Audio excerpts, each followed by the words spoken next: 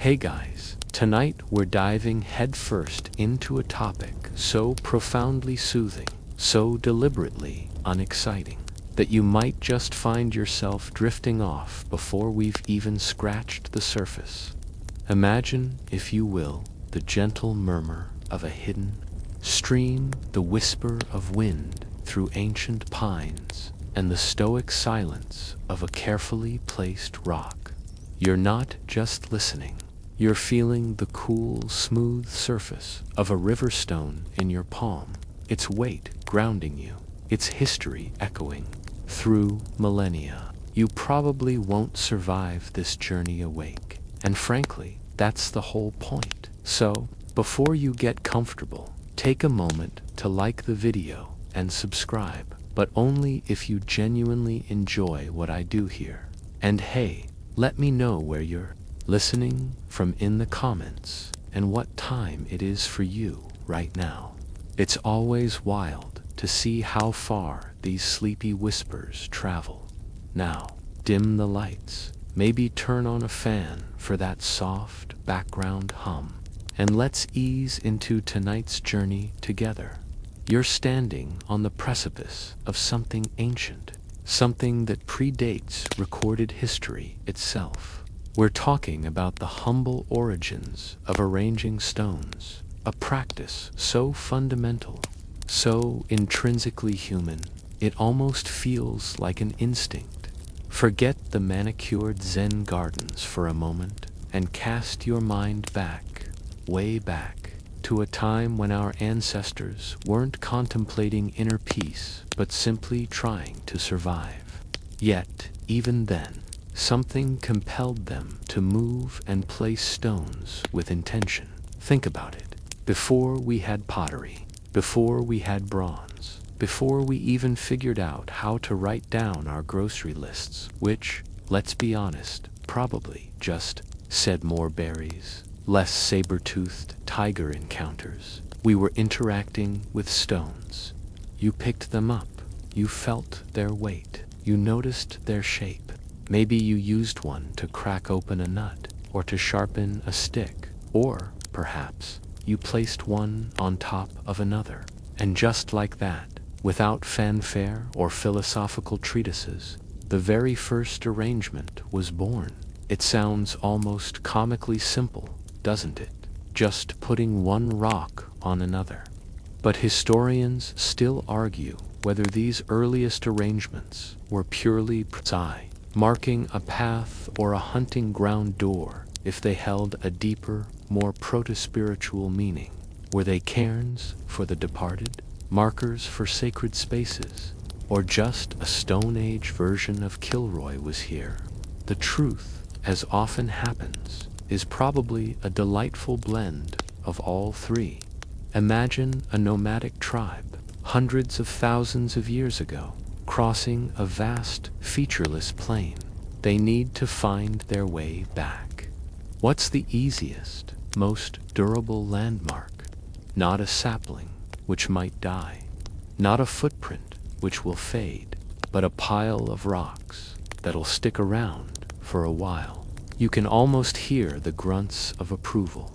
Good pile, much visible, many returns. A practical choice, sure.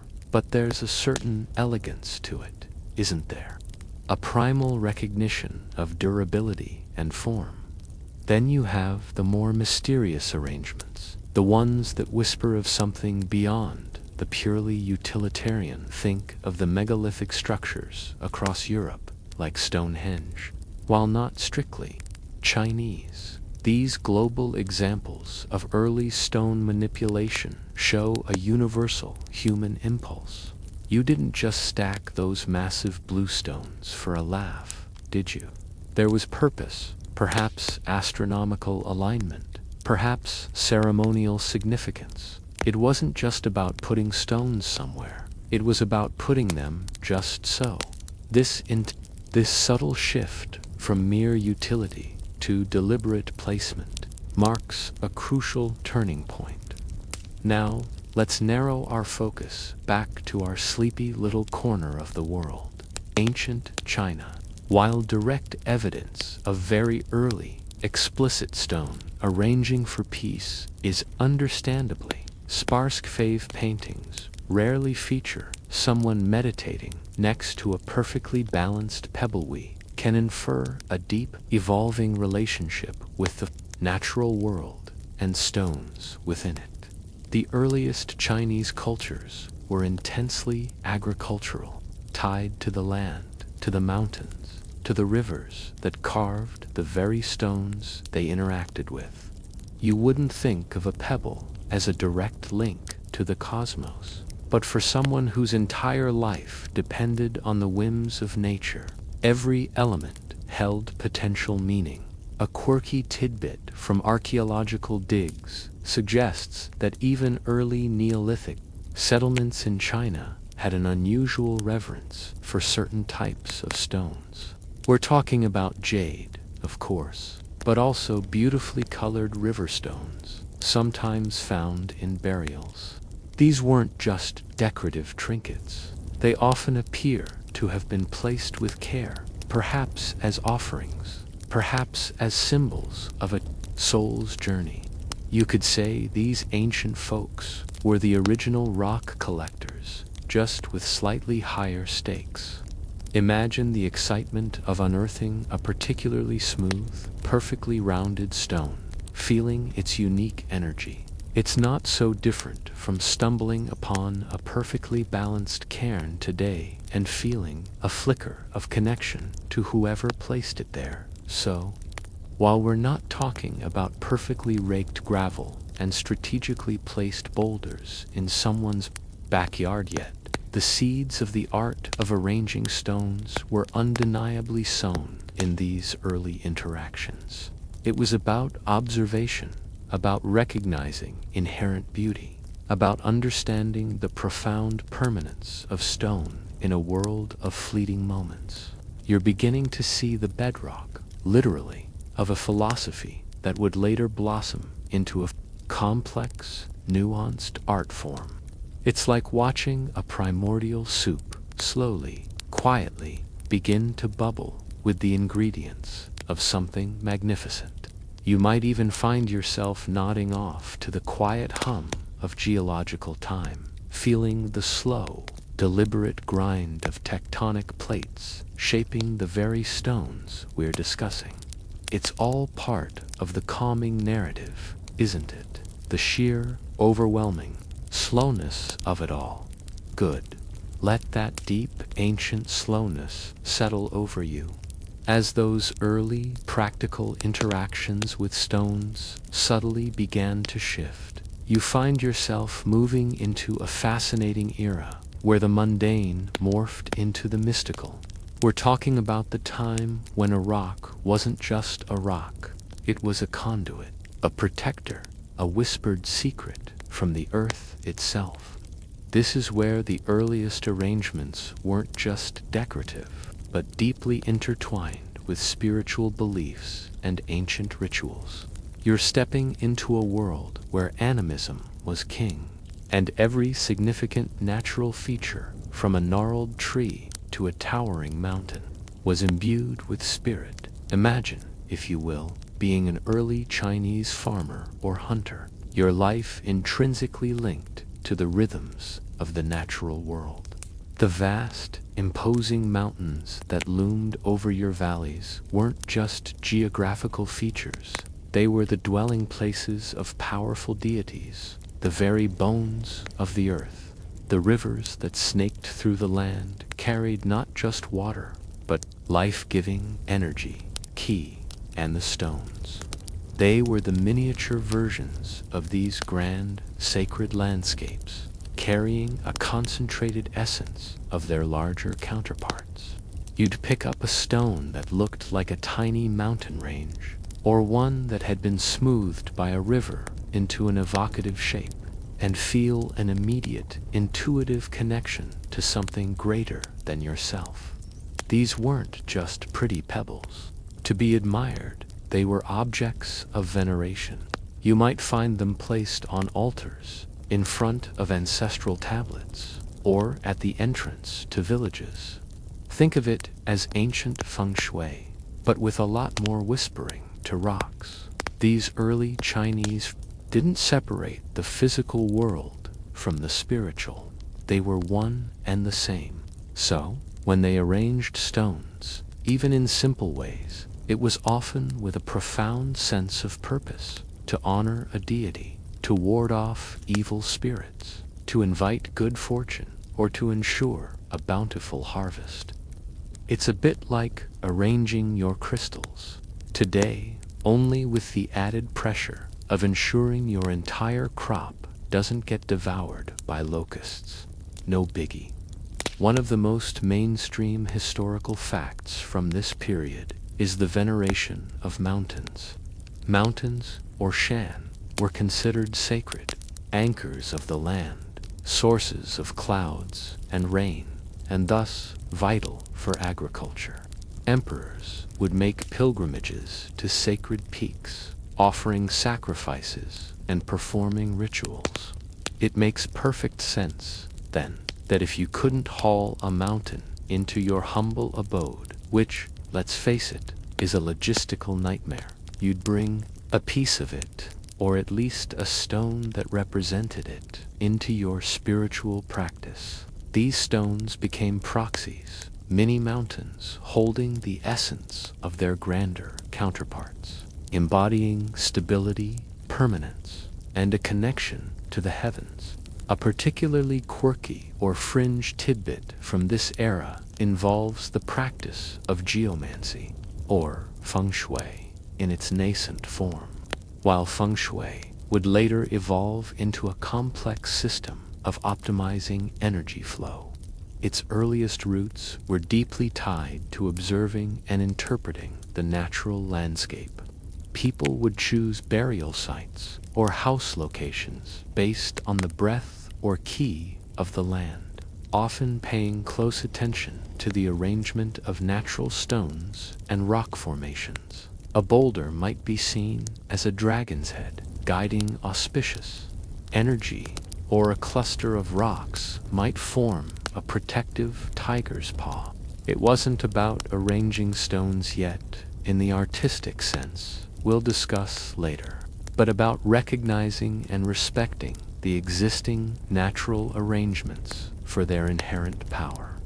You weren't building a garden, you were reading a cosmic map laid out in stone.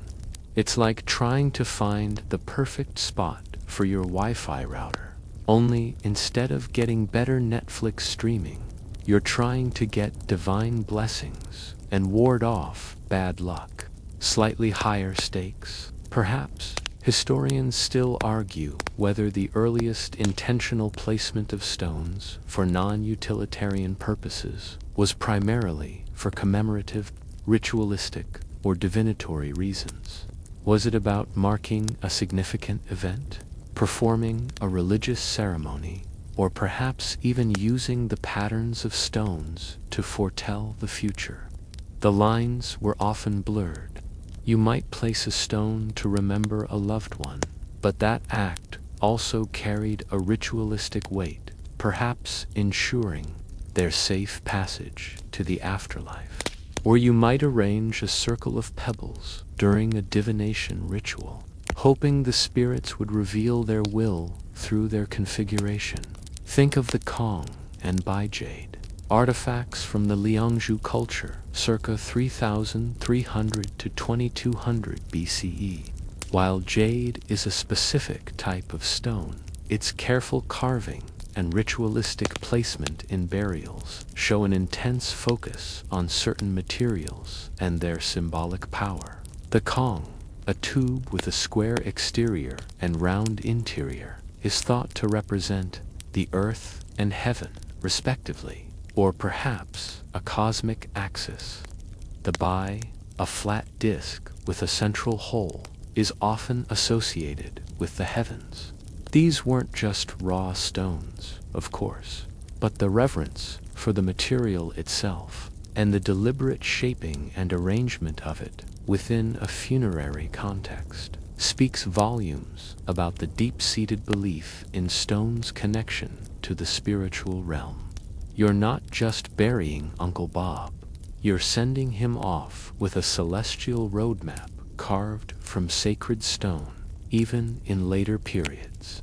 Long after the dawn of philosophy and sophisticated garden design, the echoes of these ancient beliefs persisted. The concept of spirit stones, or lingxi, often translated as spirit rocks or scholars' rocks, that would become central to later Chinese art, has its roots in this early animistic worldview. These were stones naturally shaped by wind and water, admired for their grotesque or evocative forms, seen as embodying the essence of nature's power. You didn't make them. You found them, almost as if the earth itself had sculpted a divine message. Just for you. It's like finding a perfectly shaped cloud that looks exactly like a bunny, only infinitely more profound and less likely to drift away. The act of finding such a stone, bringing it into your space, and placing it with reverence, was a mini ritual in itself. It was about acknowledging the inherent sacredness of nature and establishing a personal connection to it. You weren't just collecting a pretty object. You were curating a piece of the cosmos, a fragment of eternity, right there in your humble dwelling. And this wasn't limited to the elite. Even in simpler homes, a particularly striking river stone might be placed by the doorway for good luck, or a small cluster of pebbles arranged to mimic a miniature mountain, hoping to invoke the protective spirits of the peaks.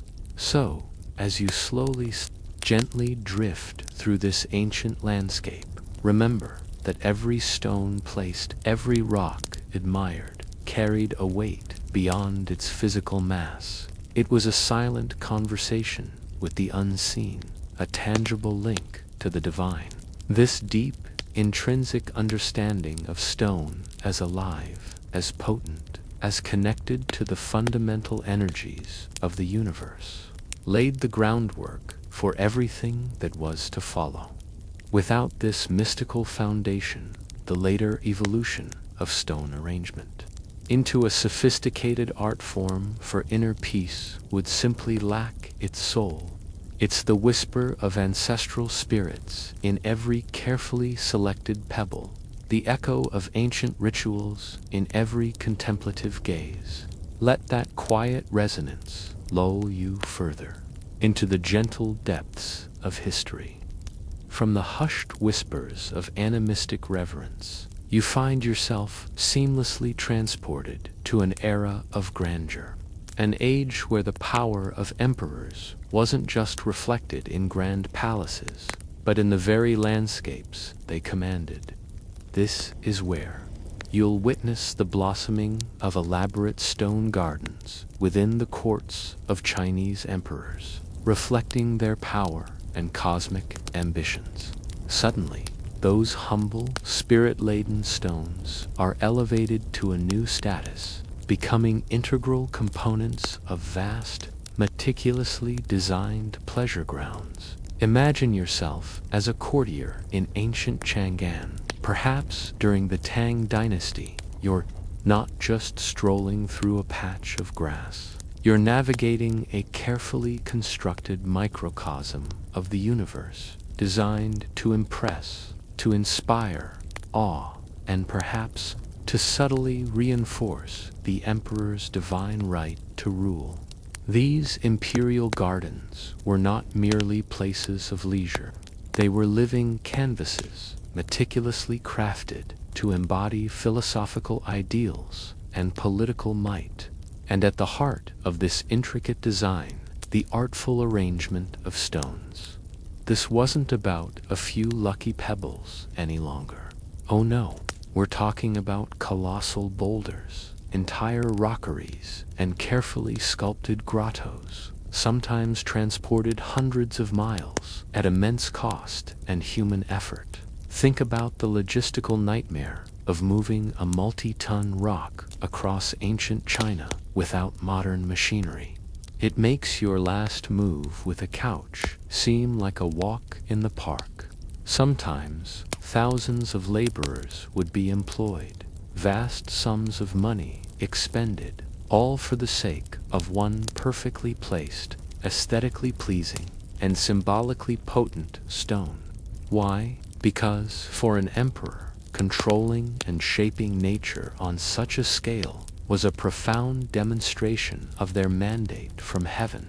A mainstream historical fact. Here is the Emperor Wu of Han's construction of the Jianzhang Palace Gardens in the 2nd century BCE, featuring the pool of the Great Unity Tai Pond, with 3 islands representing the mythical isles of the immortals Penlai, Fangjiang, and Yingzhou. These islands were often represented by elaborate rock formations, sometimes with miniature pavilions, symbolizing a quest for eternal life and spiritual transcendence. You weren't just looking at rocks, you were glimpsing paradise, or at least the imperial version of it, complete with magical cranes and mythical beasts that may or may not have been made of highly polished granite. This desire to recreate mythical landscapes, particularly the Isles of the Immortals, was a powerful driving force behind the scale and ambition of imperial stone arrangements. The emperor, as the Son of Heaven, sought to bring the celestial realms down to earth. Literally, these artificial mountains and rockeries weren't just decorative. They were spiritual pathways, allowing the emperor to connect with the divine, or at least to give the appearance of doing so. It was a potent blend of political propaganda and genuine spiritual aspiration. You might even feel a subtle sense of cosmic power just by thinking about it, which, of course, is precisely what they wanted you to feel. Now for a quirky tidbit. Some imperial gardens during the Temps dynasty were so obsessed with finding the perfect, grotesque, or highly convoluted scholars, rock gongshi, that entire fleets of barges would scour rivers and lakes, and special teams of prospectors would climb treacherous mountain peaks. These rocks, naturally sculpted by millennia of erosion, were prized for their abstract forms, their holes, their textures, and their resemblance to anything from cloud formations to mythical creatures. Sometimes they even had names, like Dragon in the Clouds or Phoenix Bowing. Imagine telling your royal rock hunter, "Just find me something that looks like a grumpy badger having an existential crisis, but make it big." The lengths they went to were quite extraordinary, all for a piece of geological art. It wasn't enough for a rock to be beautiful. It had to speak to you, to evoke something profound, or at least look interesting enough to impress your rival emperor. Historians still argue whether the primary motivation for these elaborate imperial gardens, especially their rock arrangements, was purely aesthetic delight, a display of political power, or a genuine pursuit of Taoist and alchemical immortality. Was the emperor truly seeking the elixir of life by recreating the Isles of the Immortals? Or was it a clever way to distract the populace with dazzling displays of wealth and divine favor? Perhaps it was all three, intertwined in a complex dance of ambition and belief. You could probably write a whole philosophical treatise just by staring at a strategically placed boulder and pondering its imperial purpose. These imperial gardens were meticulously planned according to strict aesthetic principles, often influenced by Taoist concepts of yin and yang and the 5 elements. The placement of a tall, jagged mountain stone representing yang, masculinity, strength. Heaven might be balanced by a smooth, dark pool of water representing yin, femininity, fluidity. Earth paths would wind, revealing vistas gradually, creating a sense of journey and discovery, rather than a single, overwhelming view.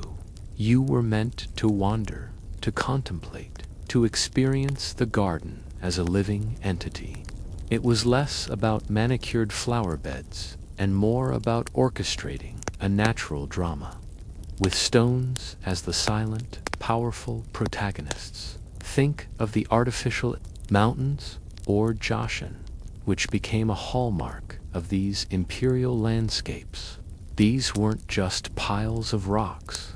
They were carefully constructed geological narratives. Waterfalls might cascade over them. Hidden caves might invite exploration. And miniature trees might cling to their sculpted slopes, mimicking ancient, wind-swept pines.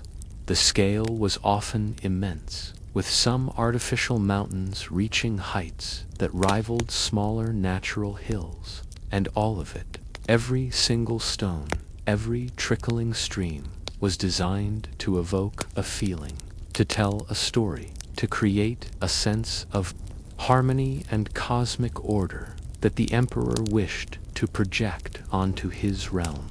Even the types of stones themselves held specific meanings. Porous, eroded stones, often from Lake Taitaihu stones, were highly prized for their intricate holes and organic shapes, reminiscent of clouds and mist. These were seen as embodying the transformative power of nature, capturing the essence of time and erosion. Smooth, dark stones might evoke the depths of the ocean or the quiet wisdom of ancient sages.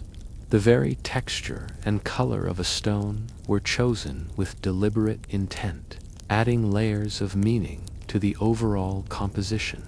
It was a language spoken not with words, but with geology.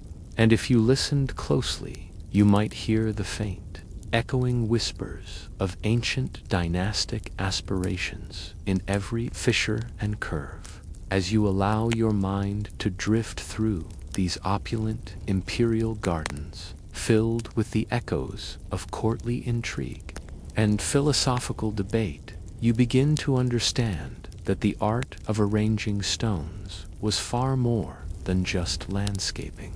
It was a profound expression of cosmology, power, and the eternal human desire to find order and meaning in the natural world.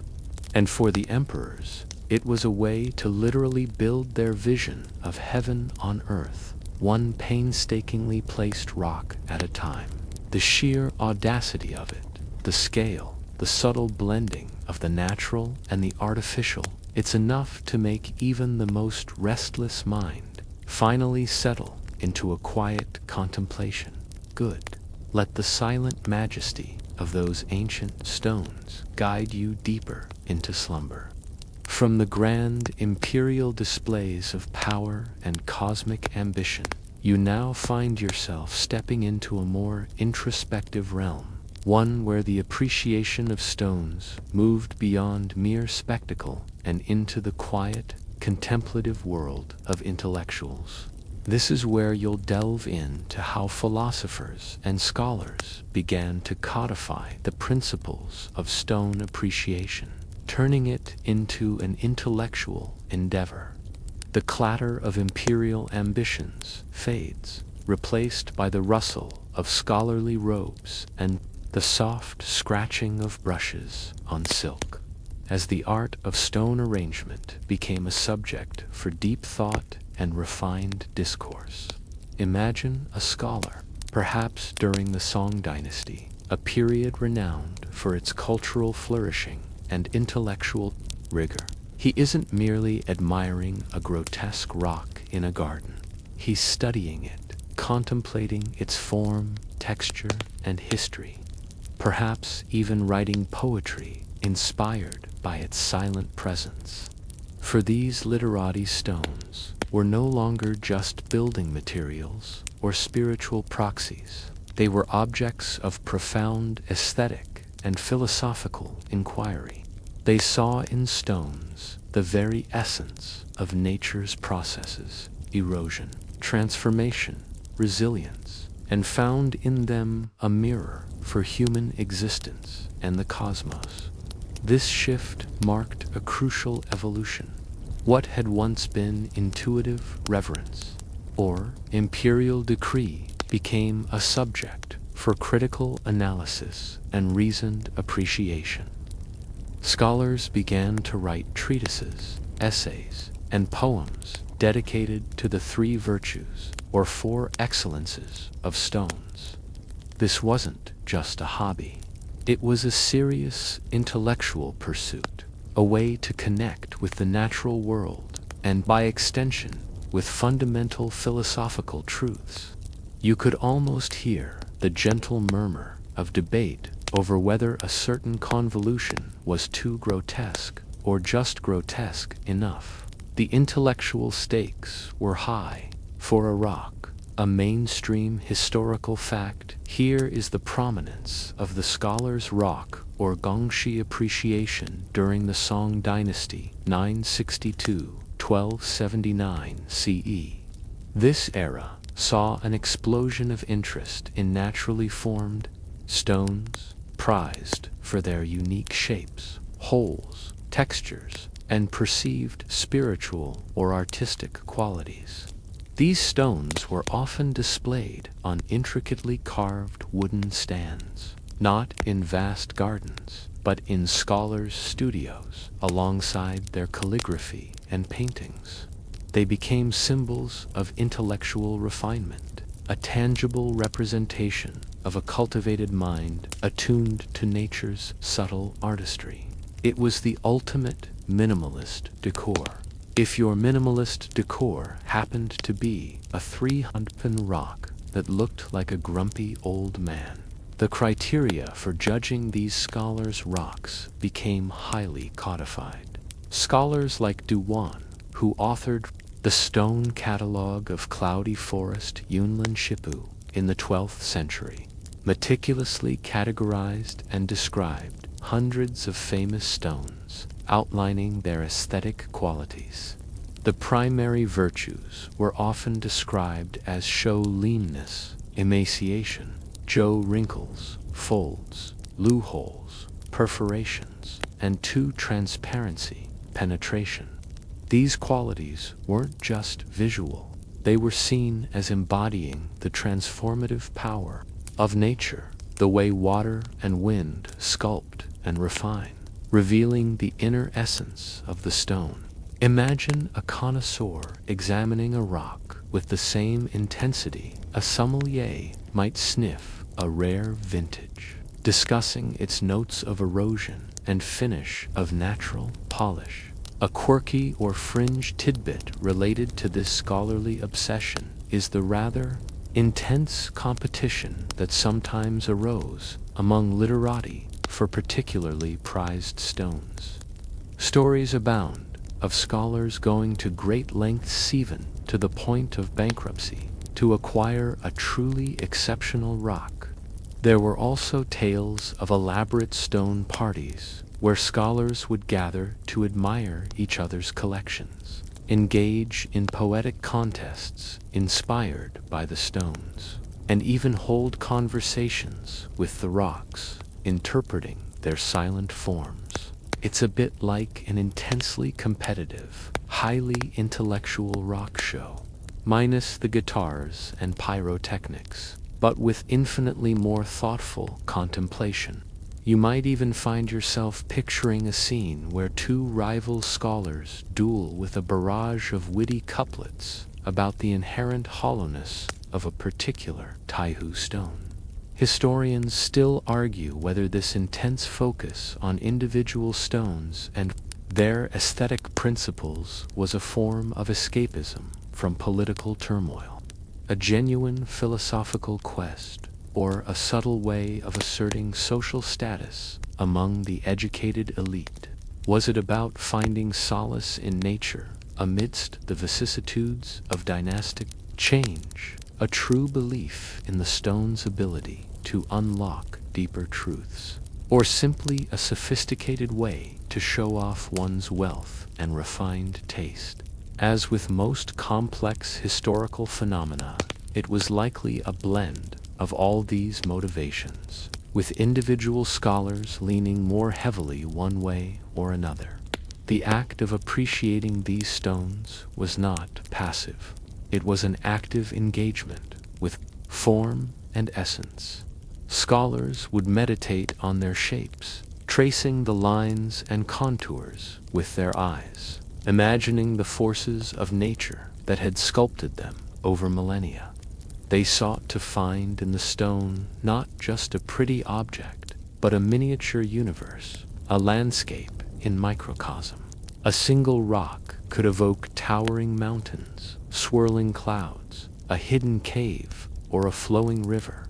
This imaginative projection was key to the scholarly appreciation, turning a geological specimen into a profound artistic experience. It's like staring at a cloud and seeing a dragon, but with far more intellectual gravitas and probably fewer actual dragons. Moreover, the relationship between these scholars' rocks and other art forms became deeply intertwined.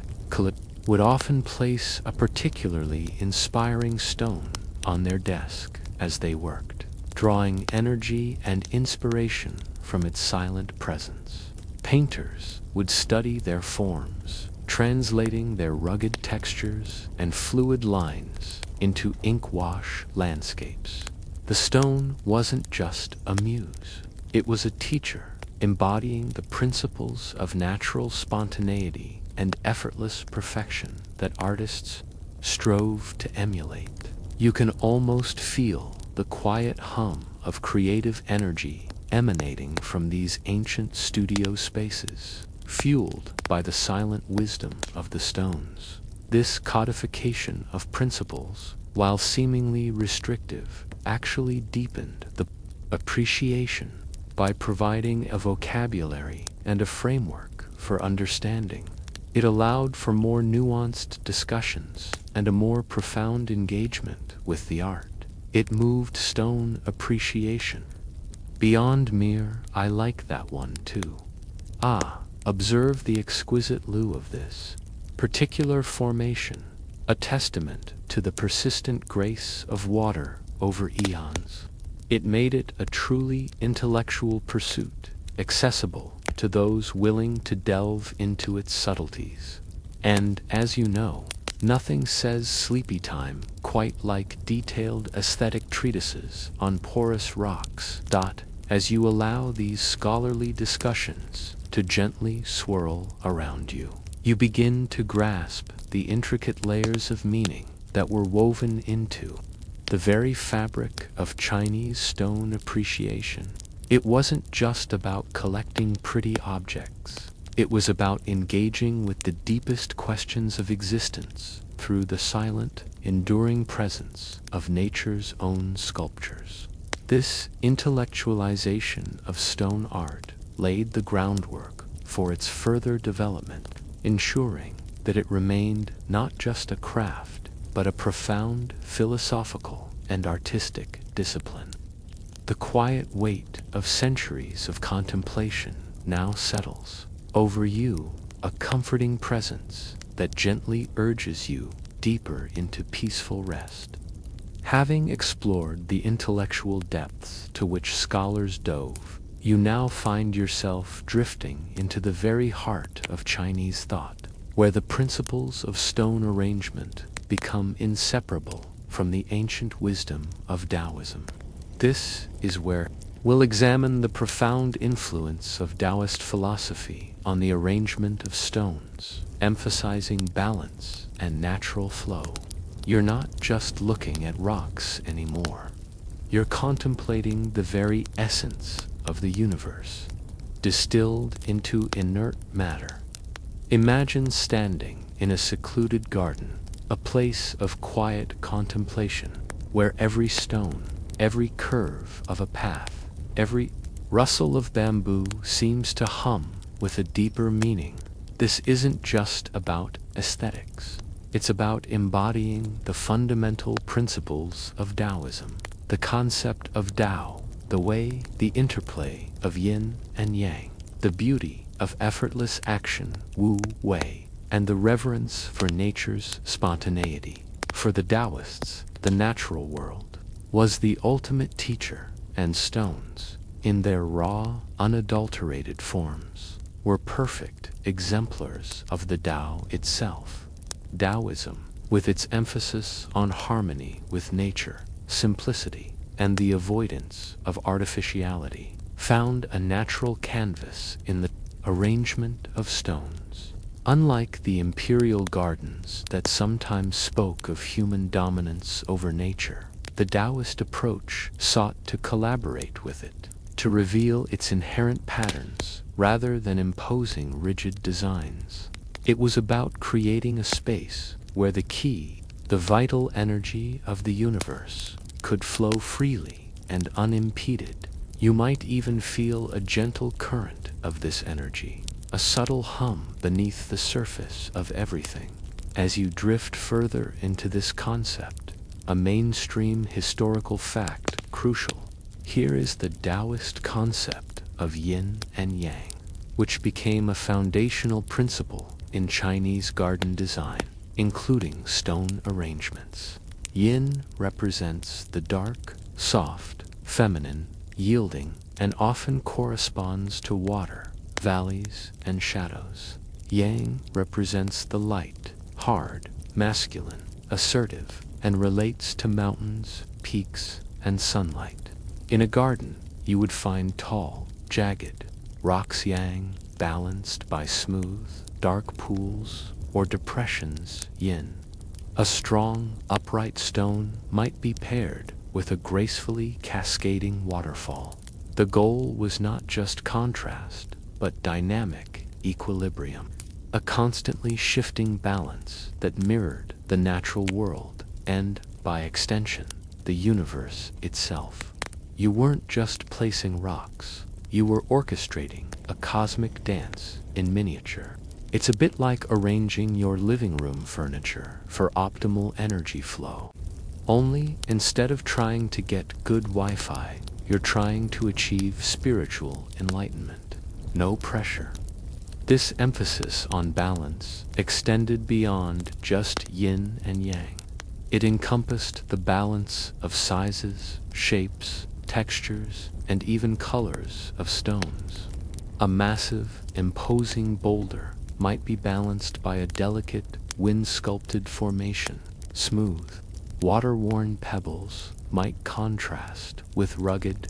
The idea was to create a sense of naturalness, as if the stones had always been there, placed by the hand of nature itself, rather than by human intervention.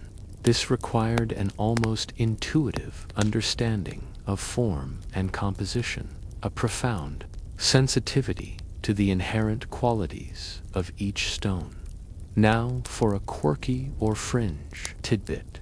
The Taoist concept of empty space or void, Su played a surprisingly significant role in stone arrangement. It wasn't just about what was there, but what wasn't. The spaces between stones, the areas left open, were considered just as important as the stones themselves, allowing the qi to circulate and creating a sense of expansiveness and calm. A single, perfectly placed stone might be surrounded by an expanse of raked gravel, the empty space amplifying the presence of the stone. This contrasts sharply with Western garden traditions that often seek to fill every available space. It's like listening to music where the silences are as important as the notes, allowing your mind to fill in the rest. You might even find yourself contemplating the profound emptiness of your snack cabinet and how that void truly amplifies the occasional biscuit.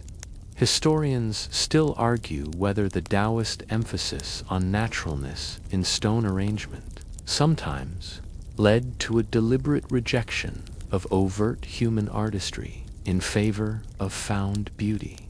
or if it was a highly sophisticated form of artifice designed to appear natural. Were designers truly letting nature dictate every placement, or were they masters of illusion, creating something that looked effortless but was the result of immense skill and planning? It's a classic chicken or egg scenario with a lot more rocks involved. The Taoist ideal was wu-wei, effortless action, which could be interpreted as genuine spontaneity or as art. So refined, it seemed spontaneous. The choice of stones also reflected Taoist ideals. Porous, convoluted Taihu stones, often seen as embodying the transformative power of water and wind, were highly prized. Their intricate holes and eroded forms were seen as miniature landscapes, full of hidden caves and winding paths, inviting the mind to wander and contemplate. They weren't perfect or symmetrical. They were beautifully imperfect, just like nature itself, and thus perfectly aligned with Taoist philosophy. You could get lost just staring into the labyrinthine depths of a single Taihu stone, your mind tracing the path of water through its ancient form. Furthermore, the very act of arranging stones, particularly for personal contemplation, became a form of Taoist meditation. The quiet, focused process of selecting, placing, and adjusting stones, aligning them with the flow of qi, was a pathway to inner peace and a deeper connection with the Tao. It was a way of bringing the grand cosmic principles down to a tangible, personal scale. You weren't just designing a garden.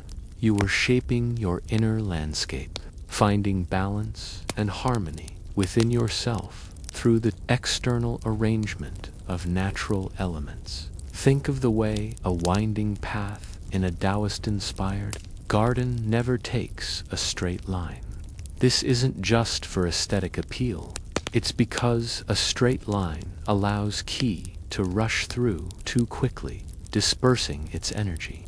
A winding path, like a meandering river, allows the qi to collect and gently flow, nourishing the space.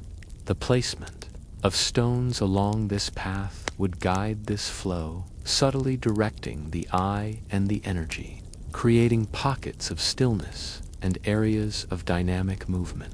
It's an intricate ballet of form and energy, all orchestrated by silent, unmoving stones, as you allow the serene principles of Taoism to wash over you.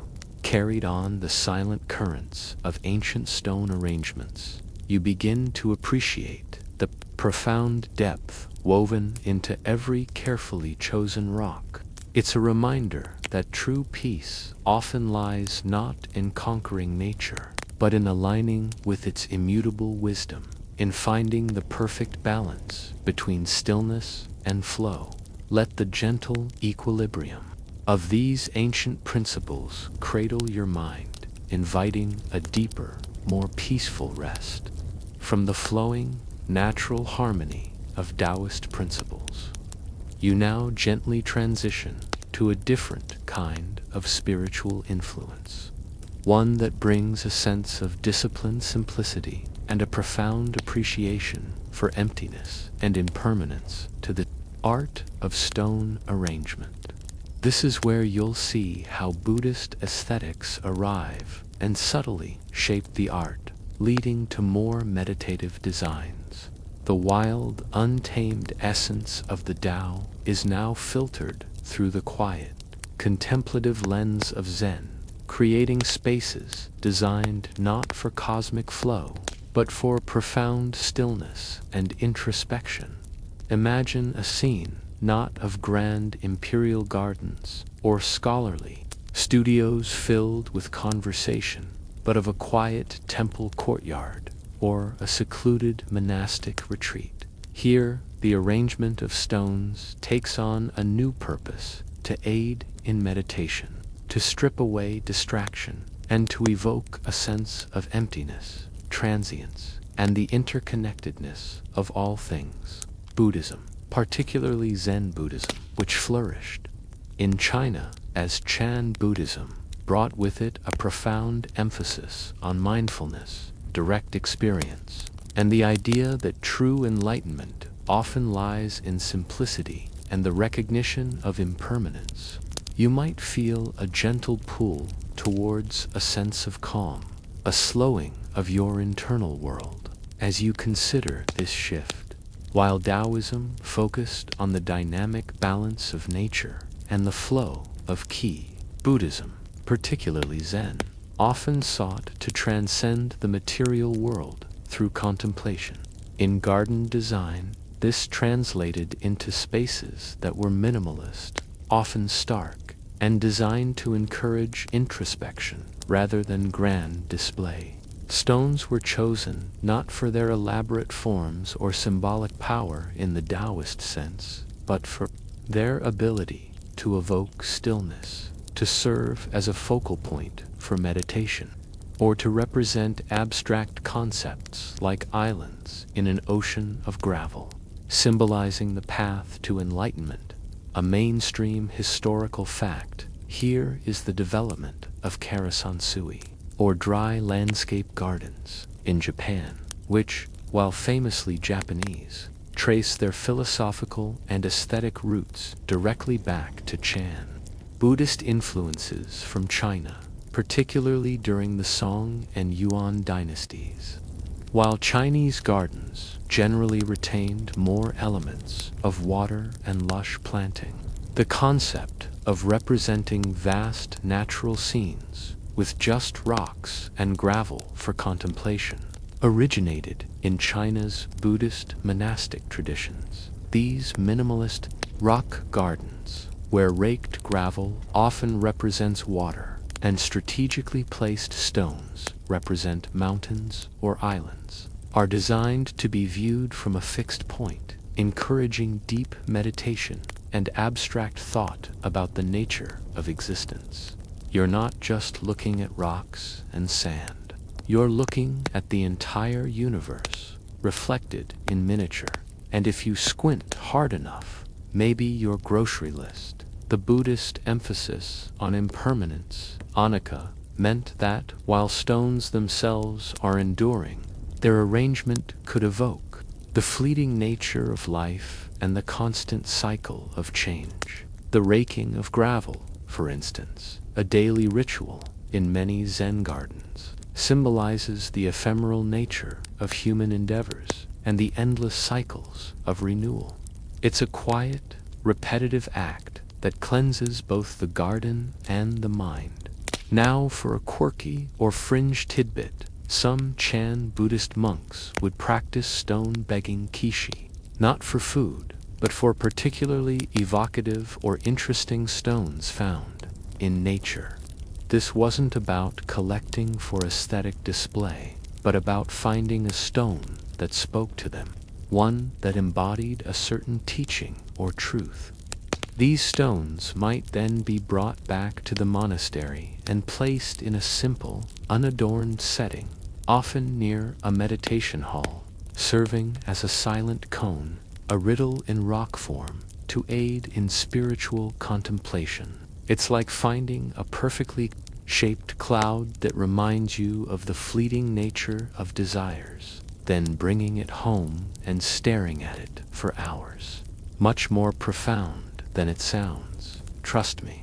Historians still argue whether the stark simplicity often associated with Chan Buddhist gardens in China was a deliberate rejection of the more flamboyant imperial and scholarly garden styles, or a natural evolution reflecting monastic austerity and focus. Was it a conscious artistic statement against extravagance, or simply the practical outcome of limited resources combined with a spiritual imperative for minimalism?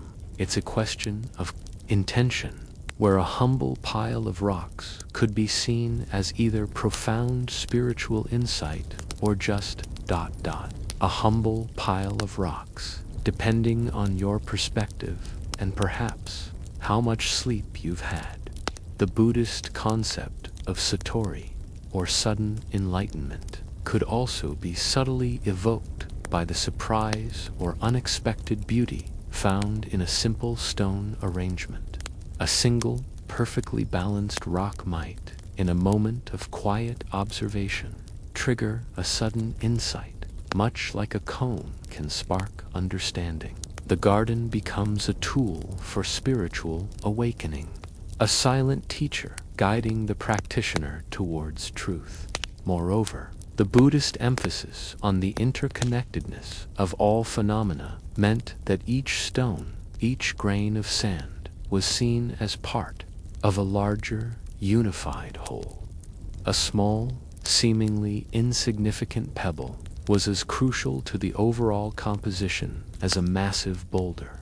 This holistic view encouraged designers to consider every element not in isolation, but as contributing to the harmony and unity of the entire space. It cultivated a deep sense of reverence for even the smallest natural elements. Think of the use of limited elements in Buddhist-inspired rock gardens. Often, there might be only 3, 5, or 7 stones deliberately placed to create an asymmetric but balanced composition. These odd numbers are often considered auspicious or symbolic in East Asian cultures. The spaces between the stones, the meticulously raked gravel, the boundary walls, all were part of the composition, contributing to the sense of emptiness and depth. The design was often deliberately incomplete, inviting the viewer's mind to fill in the gaps, to participate in the creation of meaning. It's like a minimalist painting where what's not there speaks volumes, compelling you to engage your imagination. As you allow the serene silence of these Buddhist-inspired stone arrangements to envelop you, you begin to appreciate the quiet power of less. It's a lesson in finding profound beauty and spiritual insight, not through accumulation or extravagance, but through reduction and contemplation. The subtle influence of Buddhist aesthetics reminds you that true peace often lies in simplicity, in the acceptance of impermanence, and in the quiet observation of the world as it is. Let the tranquil, meditative stillness of these concepts guide you deeper into a profoundly calm and undisturbed rest. Having journeyed through the spiritual landscapes of Taoism and Buddhism, you now find yourself stepping into the refined world of China's scholar gentry class, a group that truly embraced the art of stone arrangement as a personal sanctuary. This is where you'll understand how the literatis' retreat to stone gardens became personal sanctuaries, escaping the chaos of court life.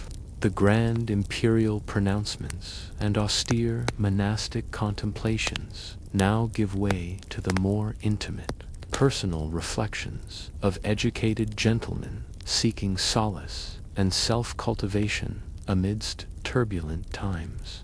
Imagine being a scholar official during, say, the Ming Dynasty.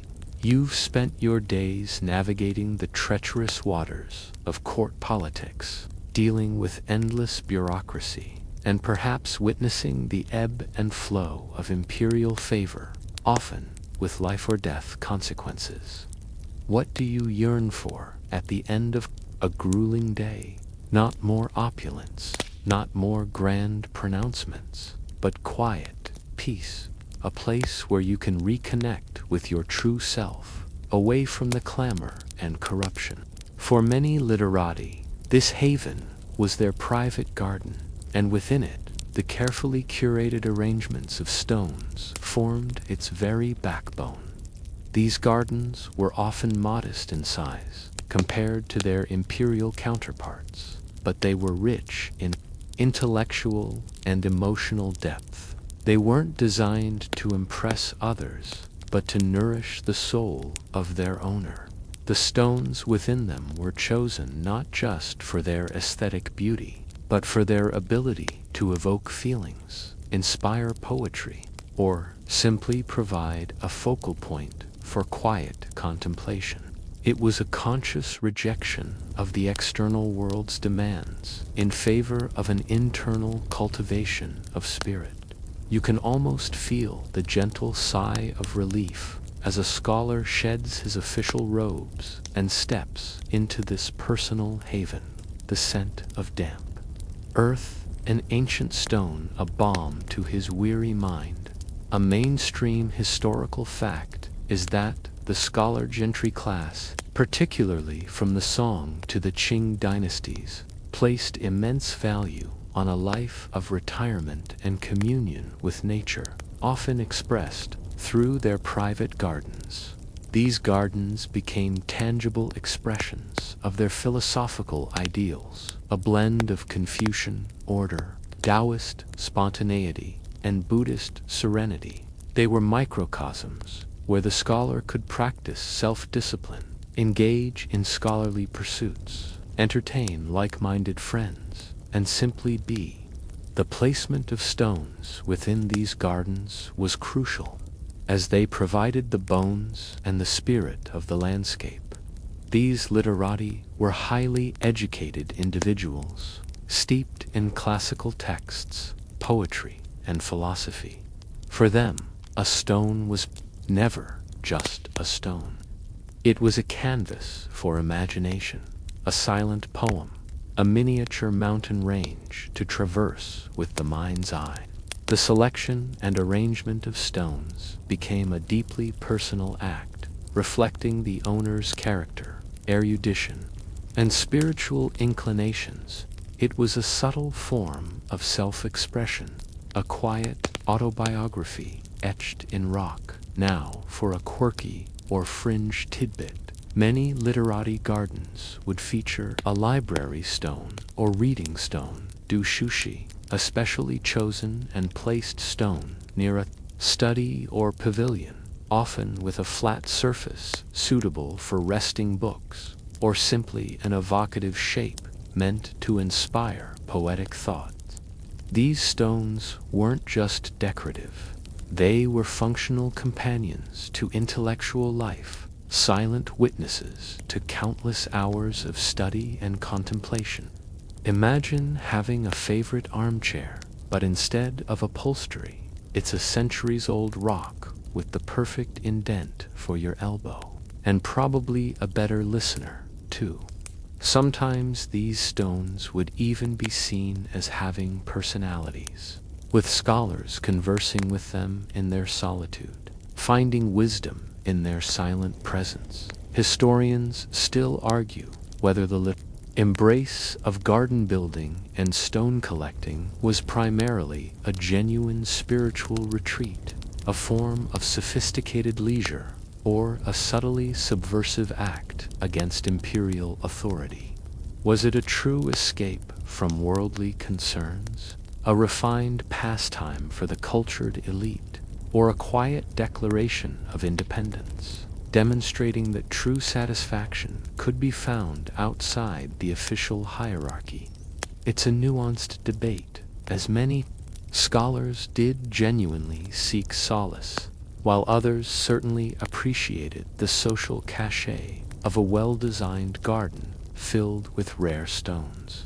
You might find yourself pondering if your own pursuits are genuinely for peace, or if you're just subtly trying to impress your cat. The aesthetic principles guiding these literati gardens were often less about grand scale and more about intimacy and subtlety. They sought to create borrowed landscapes where views of distant mountains or pagodas were framed by the garden's immediate elements, extending the perceived space beyond its actual boundaries. Stones played a vital role in this, acting as foreground elements that guided the eye towards these borrowed vistas, or as miniature mountains that evoked the grandeur of nature in a confined space. Moreover, the garden was seen as a place for cultivating key vital energy, not just in the Taoist sense, but in a more personal, internalized way.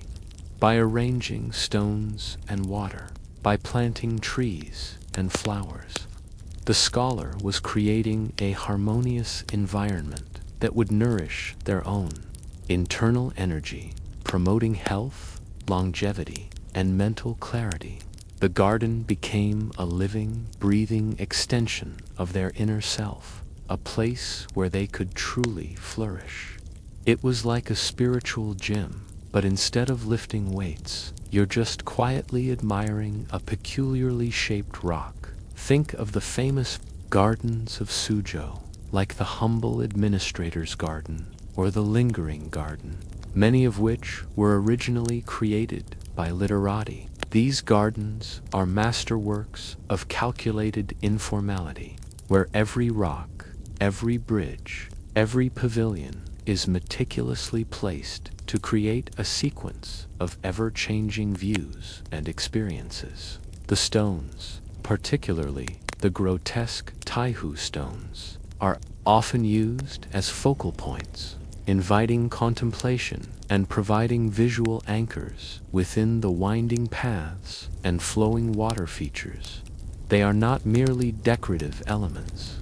They are integral to the garden's narrative, guiding the visitor's journey and evoking a spectrum of emotions. The act of playing with rocks. 1. She became a recognized form of scholarly leisure. This wasn't childish play, but a deeply engaged, contemplative activity. It involved not just collecting, but studying, displaying, and discussing stones.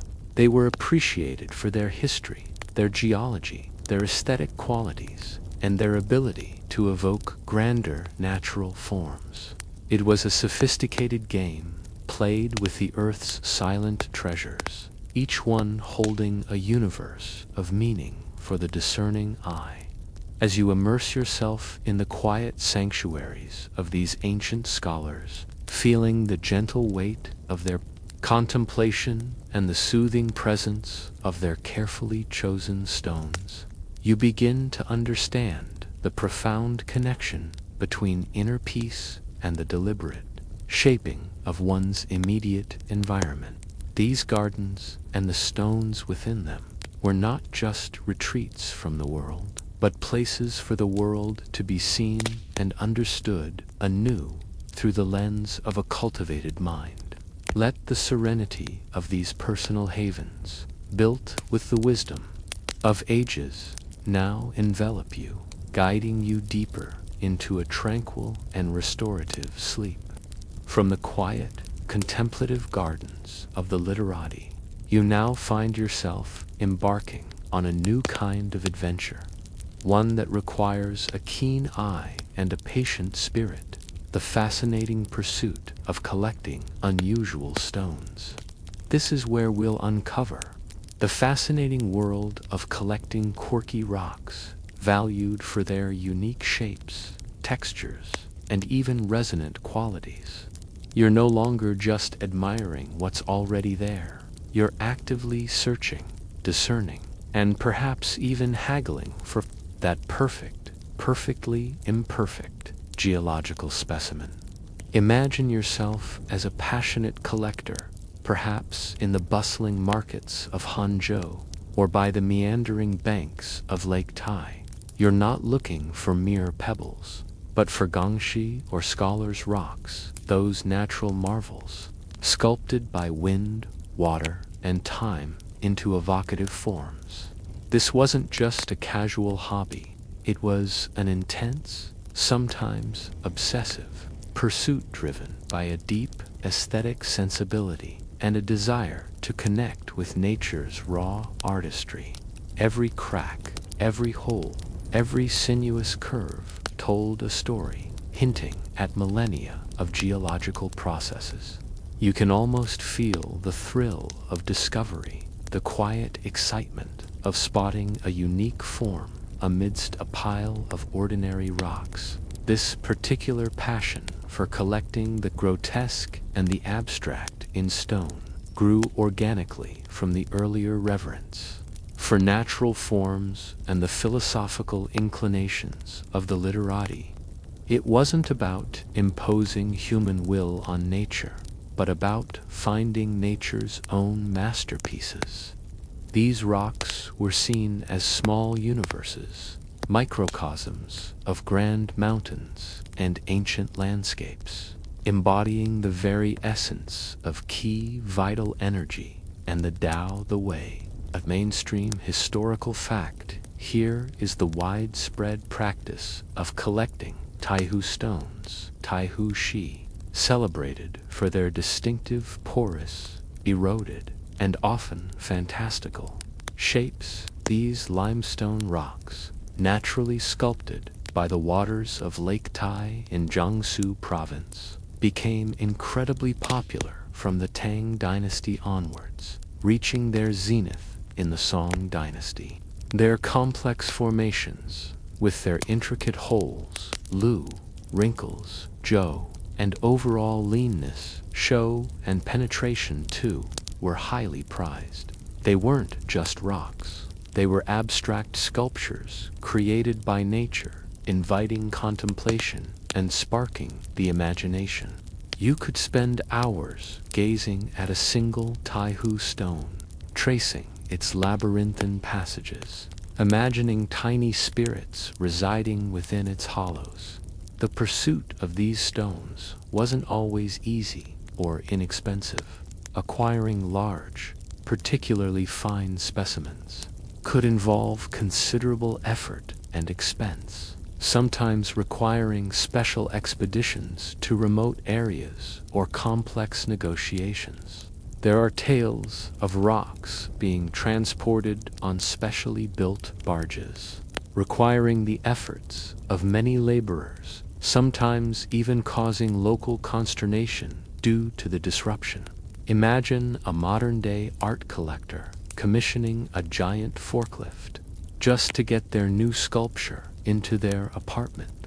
This was the ancient Chinese equivalent, but with less carbon footprint and more manual labor. Now for a quirky or fringe tidbit beyond their visual appeal, some highly prized stones were also valued for their resonant qualities, or yin-shi sound stones. These were rocks that, when gently struck, would produce a clear, ringing tone, sometimes described as resembling jade or a chime. This added another sensory dimension to the appreciation of stones, elevating them beyond mere visual objects to instruments of subtle, natural music. Imagine a scholar gently tapping his favorite rock, listening to its delicate chime, and pondering the cosmic vibrations it might represent. It's a bit like owning a pet rock that also plays a tiny, ethereal melody, slightly less needy than a cat, too. Historians still argue whether the extreme emphasis on the ugliness or grotesqueness of some scholars' rocks was a genuine aesthetic preference, a philosophical statement about embracing imperfection, or a fashionable affectation of the elite. Was it a true appreciation for nature's raw, unpolished forms, a Taoist-inspired acceptance of the unconventional, or merely a way for the wealthy to differentiate themselves by collecting objects that required a trained eye to appreciate? It's a debate that touches on the very nature of beauty and taste, and whether what's considered ugly can, in fact, be profoundly beautiful. The shapes and forms these collectors sought were incredibly varied. Some stones resembled miniature mountains, complete with peaks, valleys, and hidden caves, evoking vast landscapes, Shanxi. Others were abstract and biomorphic, suggesting clouds, dragons, or ancient spirits. The ability of a stone to evoke a grander natural scene in a small space was highly valued, allowing the collector to mentally travel to distant mountains from the comfort of their study. It was virtual reality, ancient style, powered by pure imagination and a solid piece of limestone, beyond Taihu stones. Collectors also sought out Lingbi stones from Anhui province, known for their dark, lustrous surfaces and intricate, often craggy forms that sometimes rang like jade when struck. Ying stones from Guangdong province were prized for their rugged textures, deep fissures, and often monumental shapes. Each type of stone had its own specific characteristics and a devoted following among collectors. It wasn't enough to just collect rocks. You had to know your Taihu from your Lingbi, your wrinkles from your holes. It was a connoisseurship as refined and nuanced as wine tasting or art collecting, but with significantly more dust involved. The display of these collected stones was also an art in itself, often placed on custom-carved wooden stands that perfectly complemented their unique shapes. They were presented as sculptures, often in minimalist settings, to emphasize their form. Sometimes, a single, perfectly chosen scholar's rock would be the focal point of an entire room, silently dominating the space and inviting contemplation. It was a dialogue between nature's raw artistry and human craftsmanship, a testament to the collector's taste and insight. As you allow the quiet passion of these ancient stone collectors to wash over you, feeling the enduring allure of nature's sculpted wonders, you begin to understand that the pursuit of these quirky rocks was far more than just a hobby. It was a profound connection to the earth's ancient wisdom, a celebration of imperfection, and a testament to the enduring power of natural beauty. Let the silent stories whispered by these collected stones, gathered from ancient rivers and mountains, now lull you into a deep, dreamless sleep, filled with the quiet echoes of ages. From the meticulous pursuit of individual, evocative stones, you now find yourself zooming out. Art form, the creation of miniature landscapes. This is where you'll learn about the creation of penjing, the art of miniature landscapes, where stones play a pivotal role in conjuring vast worlds in small spaces. You're not just looking at a rock, you're looking at a mountain range, a winding river, an ancient forest, all contained within the confines of a shallow tray. Imagine standing over a small ceramic tray, perhaps no larger than your dinner plate, yet within its bounds lies an entire world. A gnarled miniature tree, carefully pruned over decades, stands beside a cluster of weathered stones, representing towering peaks. A patch of moss forms a verdant forest floor, and a few artfully placed pebbles suggest a meandering stream or a tranquil lake. This is penjing, an ancient Chinese art form that combines horticultural skill with the principles of landscape design, all condensed into a portable, contemplative piece. And at its heart, providing the very bones and structure, are the stones. Penjing translates literally to tray scenery or tray landscape, and it encompasses two main styles: Shanshui penjing rock landscapes, focusing on stones to represent mountains and water, and Shumu penjing tree landscapes, focusing on miniature trees. We'll concentrate on the Shanshui aspect here, where stones truly shine. It's a bit like creating a tiny, portable national park, but one where every single element is meticulously chosen and placed to evoke a grander natural scene. And it allows you to get much closer to that miniature waterfall than you ever could, a real one, without getting splashed. A mainstream historical fact is that the art of penjing has a history stretching back over 1,300 years in China, with its origins often traced to the Tang dynasty, 618 to 907 CE. Early records and tomb murals depict miniature landscapes, suggesting they were already a recognized art form. These weren't just decorative curios. They were considered living sculptures, objects of profound philosophical and aesthetic contemplation. For those confined to urban dwellings or simply seeking a meditative escape, penjing offered a way to bring the grandeur of nature indoors or onto a scholar's desk. The mastery of penjing lies in its ability to create an illusion of vastness and depth within a confined space. This is where the stones become paramount. A well-chosen and skillfully placed stone can instantly transform a flat tray into a dramatic mountain range. The lines, fissures, and textures of the stone are utilized to suggest cliffs, caves, peaks, and ravines. The scale is crucial. Small plants and moss are carefully selected to maintain the illusion of a full-sized landscape. It's a magic trick, performed with natural elements, making your mind expand to encompass a world much larger than the tray itself. Now for a quirky or fringe tidbit. Some penjing masters would meticulously collect tiny, naturally hollowed-out stones to represent miniature caves or grottos, sometimes even placing tiny almost imperceptible figures within them, suggesting hermits or immortals dwelling in these secluded natural retreats.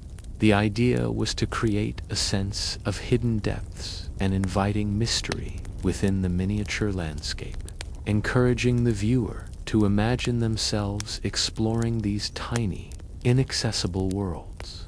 Imagine peering into a minuscule cavern, feeling a momentary sense of wonder at the thought of a tiny, contemplative scholar meditating within. It's like finding a secret fairy garden, but designed by an ancient philosopher. Historians still argue whether the primary appeal of penjing was its aesthetic beauty, its meditative qualities, or its subtle political symbolism. Was it simply an art form for pleasure, a tool for spiritual contemplation, or did it subtly reflect the desire of an individual to exert control and create order, even if only in miniature, amidst the often chaotic political landscape of the time? Perhaps it was a combination. You might even find yourself wondering if your perfectly arranged desk is an unconscious reflection of your desire. Designers would look for rocks with compelling natural forms, strong lines, and interesting textures that could convincingly represent mountains, islands, or geological formations. Different types of stones, like the dark, craggy Lingby stones, or the lighter, more eroded Taihu stones, would be chosen to evoke specific types of landscapes or moods. A single dominant stone might form the central peak, while smaller stones would be arranged around it to suggest foothills, valleys, or islands. The principle of borrowed scenery, Jing, so important in larger Chinese gardens, was also applied to penjing. While you don't literally borrow distant views, the miniature landscape itself is designed to evoke the feeling of a vast natural vista. The empty space around the stones and plants, often represented by raked sand or still water, becomes crucial. It's the water or sky of the landscape, providing scale and atmosphere. This empty space invites the viewer's imagination to complete the scene, to project their own experiences of mountains and rivers onto the tiny tray. It's a testament to the power of suggestion. where less is truly more. The creation of penjing was a painstaking process, requiring immense patience and a deep understanding of both horticulture and geology. The artist had to consider not only the immediate aesthetic appeal, but also the long-term growth of the plants and the way the stones would settle and weather over time. It was a living art, constantly evolving, requiring continuous care and adjustment. Each penjing was a narrative, a silent poem composed of earth, stone, and plant life, telling a story of resilience, change, and enduring natural beauty as you allow the detailed artistry of penjing to unfold in your mind, visualizing those vast worlds condensed into intimate trays. You begin to appreciate the profound power of miniaturization. It's a reminder that beauty and peace can be found not just in grand gestures, but in the meticulous arrangement of small, natural elements. Let the quiet contemplation of these miniature landscapes, each stone a silent mountain, each ripple a tranquil sea, now guide you deeper into a peaceful and restorative slumber. From the intricate worlds of miniature landscapes, you now delve deeper into the layers of meaning that elevate a mere rock to a profound symbol. This is where you'll decode the rich layers of symbolism embedded within different stone types and arrangements representing everything from mountains to mythical beasts. You're not just observing shapes, you're reading a silent language, a visual poetry crafted over millennia, where every curve, every texture, every placement whispers ancient tales and profound truths. Imagine a single weathered stone placed prominently in a courtyard. To the uninitiated, it's just a rock.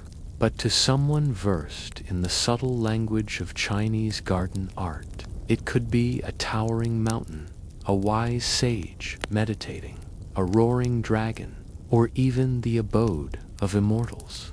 This deep symbolic resonance is what truly sets Chinese stone arrangement apart. It's a culture where visual metaphor is paramount, and stones, with their enduring presence and evocative forms, became perfect vehicles for expressing complex ideas. This isn't about arbitrary associations. It's about a shared cultural understanding rooted in millennia of philosophy, mythology, and observation of the natural world. The landscape itself, with its mountains and rivers, was seen as an embodiment of cosmic principles, and stones as fragments of that landscape inherited these meanings. You can almost feel the weight of these accumulated meanings, adding a silent gravity to every rock you encounter. A historical fact. Crucial here is the symbolism of mountains, shan, and water shui, which are the fundamental elements of Chinese landscape painting and garden design. Mountains represent strength, stability, permanence, the masculine principle of yang, and often the abode of immortals or sages. Water represents fluidity, change, wisdom, the feminine principle of yin, and the flow of vital energy qi. In stone arrangements, tall, craggy rocks almost invariably symbolize mountains, while flat, smooth stones or raked gravel represent water. The interplay between these mountain stones and water spaces creates a dynamic balance, embodying the cosmic harmony of yin and yang. You're not just looking at a composition, you're looking at a fundamental diagram of the universe. Beyond this foundational dualism, specific types of stones also carried particular symbolic weight. The porous, eroded Taihu stones, with their intricate holes and convoluted forms, often symbolized the transformative power of nature. the wisdom gained through adversity, and the ability to find beauty in imperfection. Their hollows could be interpreted as caves where immortals dwelled, or as pathways to inner contemplation. They were seen as embodying the very breath of nature, having been sculpted by wind and water over eons. Now for a quirky or fringe tidbit. Some collectors and designers would seek out stones that specifically resembled mythical creatures, particularly dragons or phoenixes. A long, sinuous stone might be seen as a dragon, its ridges forming scales, its curves suggesting flight. A stone with a feathery texture or a prominent head might be interpreted as a phoenix. These weren't just whimsical resemblances. They were deeply meaningful, as dragons symbolize imperial power, cosmic energy, and good fortune, while phoenixes represent grace, renewal, and harmony. Imagine trying to find a rock that looks exactly like a benevolent mythical beast. It requires a truly imaginative eye and perhaps a touch of geological wishful thinking. It's like finding shapes in clouds, but with centuries of cultural significance and a much higher price tag. Historians still argue whether the proliferation of specific stone symbolism was a natural organic development from ancient beliefs, a conscious pedagogical tool to teach philosophical concepts, or a reflection of changing social and aesthetic trends. Was it a spontaneous cultural evolution, a deliberate system for conveying wisdom, or simply a fashionable language adopted by the elite? It's likely a complex interplay, where ancient beliefs provided the foundation, scholars formalized the interpretations, and popular trends amplified certain symbols over others, beyond the animalistic and landscape symbols. Stones could also represent human virtues or states of mind. A solitary, upright stone might symbolize a steadfast scholar, unyielding in his principles. A cluster of stones might represent a community, or the harmonious gathering of friends. The way stones were grouped could suggest familial relationships, or the flow of an argument, or the quietude of deep thought. The language of stone was remarkably versatile, capable of expressing both the grand and the intimate. Consider the 5 elements of Chinese philosophy: wood, fire, earth, metal, water, and how they subtly influence stone symbolism. While stones are primarily associated with earth and metal, their forms and placements can evoke the dynamism of water, a smooth, polished river stone, the upward thrust of wood, a tall, slender rock, or the transformative power of fire, a reddish, jagged specimen.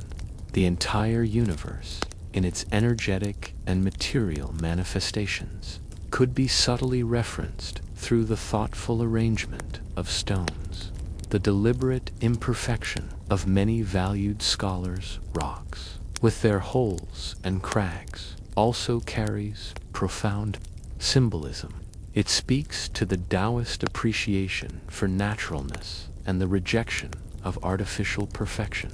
It suggests that true beauty lies not in flawless symmetry, but in the unique character forged by time and adversity. It's a reminder that life's journey, with all its challenges and imperfections, ultimately shapes us into something unique and beautiful. It's like a perfectly smooth, perfectly boring pebble versus a rugged, fascinating one that's been through a few metaphorical and literal storms. Which one makes for a better story? As you allow the layers of silent meaning to drift through your awareness, understanding that every carefully chosen and placed stone is a whispered poem, a visual philosophy, you begin to grasp the profound depth of this ancient art, it's a gentle reminder that even in stillness there is boundless expression, and in the enduring presence of stone, the human spirit finds a mirror for its own journey. Let the silent wisdom embedded in these symbolic forms now guide you deeper into a tranquil and meaningful sleep. From the silent language of stone symbolism, you now find yourself turning the pages of history, quite literally, to explore the practical wisdom that guided the creation of these profound landscapes. This is where we'll flip through the pages of ancient manuals, revealing the meticulous rules and aesthetic guidelines for crafting the perfect stone garden. You're stepping into the mind of the ancient garden master, understanding not just the why but the how of arranging nature's timeless sculptures. Imagine a scholar, perhaps hunched over a desk, illuminated by a flickering lamp, meticulously penning down the distilled wisdom of generations of garden designers. These weren't just casual notes. They were comprehensive treatises, detailing everything from the selection of the right stone to its ideal placement, the relationship between water and rock, and the subtle art of creating an illusion of vastness in a confined space. These manuals codified an art form that often felt intuitive, ensuring its principles could be passed down and refined. You can almost smell the aged paper, feel the weight of centuries of accumulated knowledge contained within their pages. This wasn't about stifling creativity, but about providing a foundational grammar for a complex visual language. Just as a musician learns scales and harmony before composing a symphony, a garden designer learned the established principles of stone arrangement before crafting their unique masterpiece. These manuals provided a common vocabulary, allowing for both precise instruction and subtle artistic deviation. M-A-I-N-S-T-R-E-A-M. Historical fact: here is the existence of specific garden treatises, such as Yuanye, The Craft of Gardens, published in 1631 by Ji Cheng during the late Ming Dynasty. While this particular manual covered all aspects of garden design, it contained extensive sections on the selection, transportation, and arrangement of rocks and artificial mountains. It provided detailed instructions on how to create different types of rockeries, from towering peaks to meandering caves, and emphasized the importance of naturalness, subtlety, and the evocation of specific moods or landscapes. Imagine a modern-day IKEA manual, but instead of assembling a bookshelf, you're building a mountain range, and the instructions are written in elegant calligraphy and profound poetry, slightly more poetic and probably less likely to leave you. With leftover screws, these manuals stressed that the rules were not rigid dogmas, but rather flexible guidelines to achieve a natural, harmonious effect. They advised against excessive ornamentation or anything that appeared too contrived.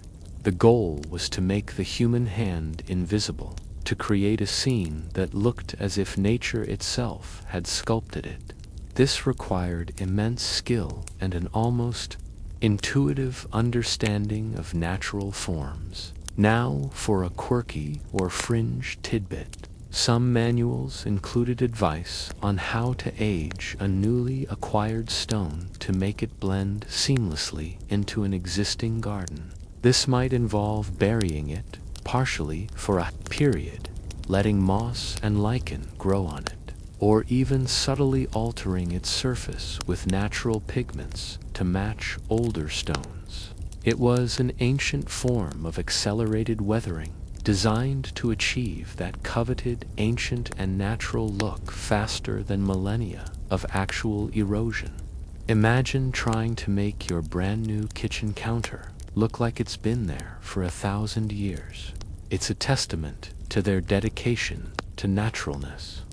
Even if it involved a bit of a cheat sheet, historians still argue whether the detailed prescriptions in these manuals sometimes led to formulaic designs, or if they merely served as a springboard for further creative innovation. Did adhering to these rules stifle artistic expression? Or did they provide a necessary discipline that allowed for deeper and more refined forms of creativity? Perhaps, as with any art form, some practitioners slavishly followed the rules, while true masters internalized them and then transcended them, creating truly unique and breathtaking designs that still resonated with the core principles. The manuals often emphasized the importance of seeing the bones, of the landscape in the stones. This meant discerning the underlying structure, the inherent energy, and the potential for a stone to represent a larger natural form. They taught designers to observe nature deeply, to understand how mountains formed, how water flowed, and how wind sculpted rock, then to apply these observations to their miniature creations. It was about capturing the essence of nature, not just a photographic copy. Moreover, these texts often provided guidance on how to create different moods or atmospheres within a garden using stone arrangements. A composition of rugged, soaring peaks might evoke a feeling of grandeur and isolation, suitable for a scholar seeking philosophical retreat. A gentle arrangement of smooth, rounded stones around a pool might create a sense of tranquility and intimacy perfect for quiet reflection. The stones were not just physical objects, they were instruments for shaping emotion and experience. Think of the meticulous instructions on creating jiashan, artificial mountains. The manuals would detail how to select and assemble individual stones, often using mortar hidden from view, to create a convincing replica of a natural mountain range. They would explain how to incorporate water features, plant miniature trees, and even construct tiny paths and bridges within these artificial landscapes. It required an engineer's precision, an artist's eye, and a profound respect for the geological processes they were mimicking. The concept of less is more was also frequently underscored in these manuals. They cautioned against cluttering a garden with too many stones or features, emphasizing the power of negative space and the importance of allowing each element to breathe and exert its own presence. A single, perfectly placed stone could be more impactful than 100 haphazardly arranged ones. This resonated with the Taoist and Buddhist principles of simplicity and emptiness, reinforcing the idea that profound beauty often lies in understatement. As you allow the detailed wisdom of these ancient manuals to gently unfold in your mind, visualizing the patient hands and discerning eyes that crafted these timeless guidelines, you begin to appreciate the meticulous dedication behind the seemingly effortless beauty of Chinese stone gardens. It's a testament to the idea that true art often requires both profound intuition and rigorous discipline. Let the silent, guiding principles of these ancient texts now lead you deeper into a tranquil and perfectly arranged slumber. From the precise guidelines of ancient garden manuals, you now find yourself witnessing the ebb and flow of fortune.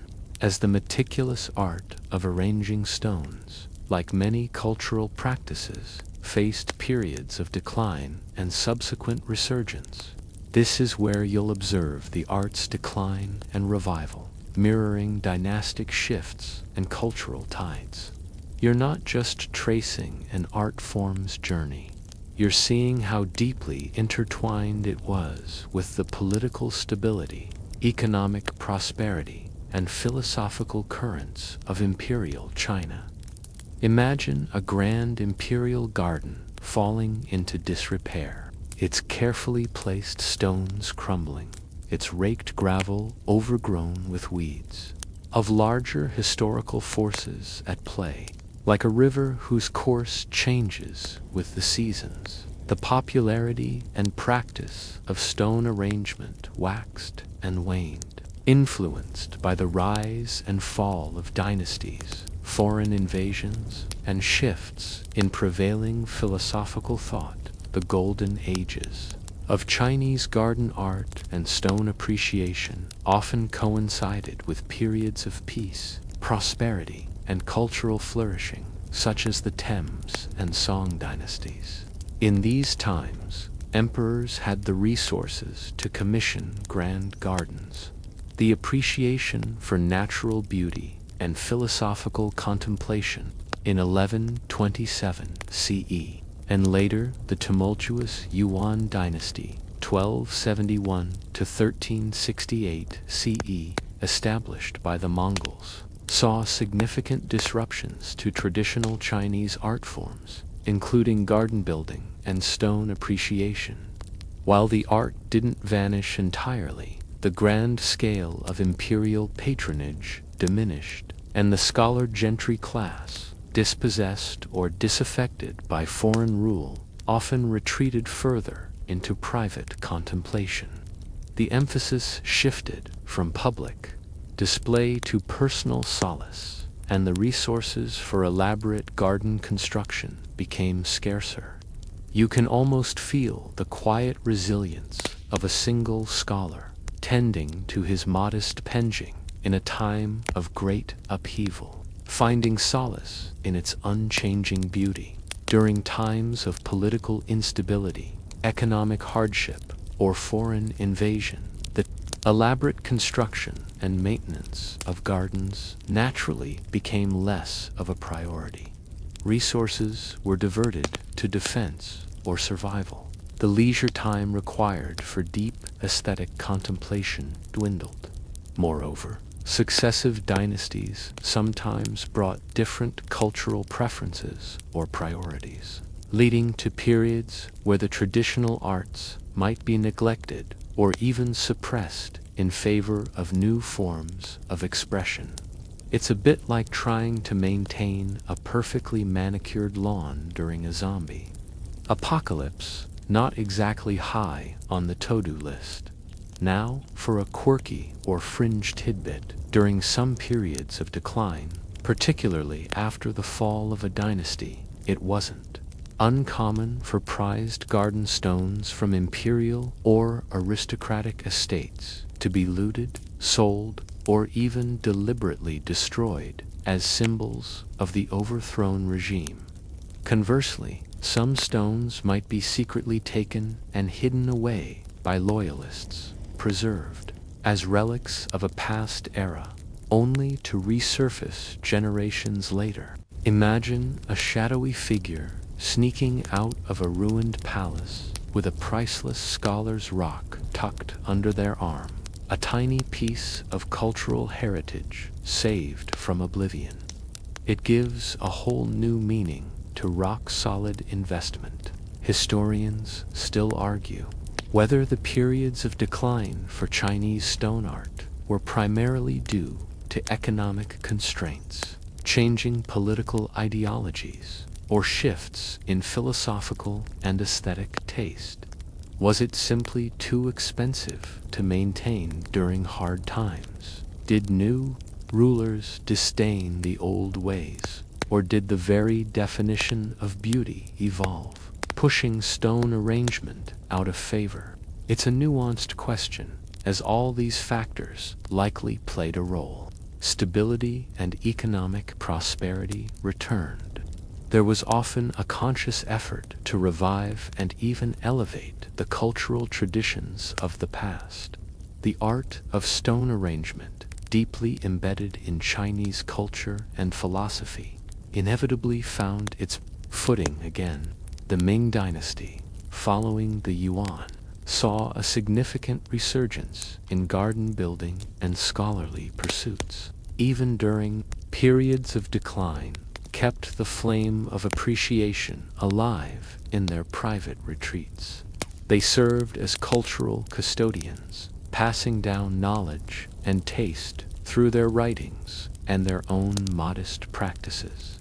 When conditions improved, there accumulated wisdom, and refined aesthetic sensibilities were ready to blossom once more, often with new innovations and interpretations.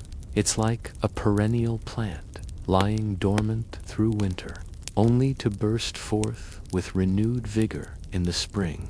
Think of the meticulous efforts often made to recover or restore famous stones from ruined gardens.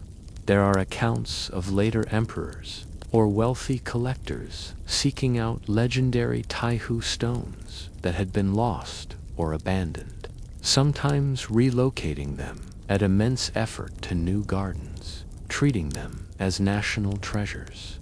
This act of recovery was not just about aesthetics. It was about reclaiming a piece of cultural heritage, reaffirming continuity with a glorious past, and symbolically rebuilding even when the art experienced a decline in grand public expressions. Its core principles and aesthetic appeal continued to resonate on a more personal level. The quiet act of finding and appreciating a unique rock or arranging a small penjing on a desk remained a source of solace and beauty for individuals, regardless of the wider political climate. This resilience, this ability to adapt and persist on a more intimate scale, the most enduring art forms are subject to the tides of history. The stones themselves, silent witnesses to centuries of change. Having observed the resilient journey of Chinese stone art through dynastic shifts and cultural tides, you now find yourself emerging into the present day, where ancient traditions meet contemporary sensibilities. This is where you'll see how modern interpretations evolve, blending tradition with modern sensibilities. The echoes of ancient philosophers and imperial ambitions still resonate, but they are now joined by new voices, new materials, and a fresh understanding of the art's enduring appeal in a rapidly changing world. Imagine walking into a sleek, minimalist urban apartment, and there, perfectly complementing the clean lines and modern furniture, sits a single, striking scholar's rock on a custom-designed pedestal. Or perhaps you're at an international art exhibition, and a contemporary artist has created an installation featuring meticulously arranged stones and light, evoking both ancient Chinese principles and cutting-edge design. The quiet wisdom of millennial practices is not confined to museums or historical gardens. It's alive, adapting, and finding new relevance in unexpected places. In the modern era, the appreciation for Chinese stone arrangement has spread globally, inspiring artists, designers, and enthusiasts far beyond its country of origin. This globalization has led to fascinating cross-cultural dialogues where traditional techniques are reinterpreted through different aesthetic lenses, sometimes with surprising and beautiful results. You can almost feel the gentle hum of this creative evolution, a continuous dialogue between past and present.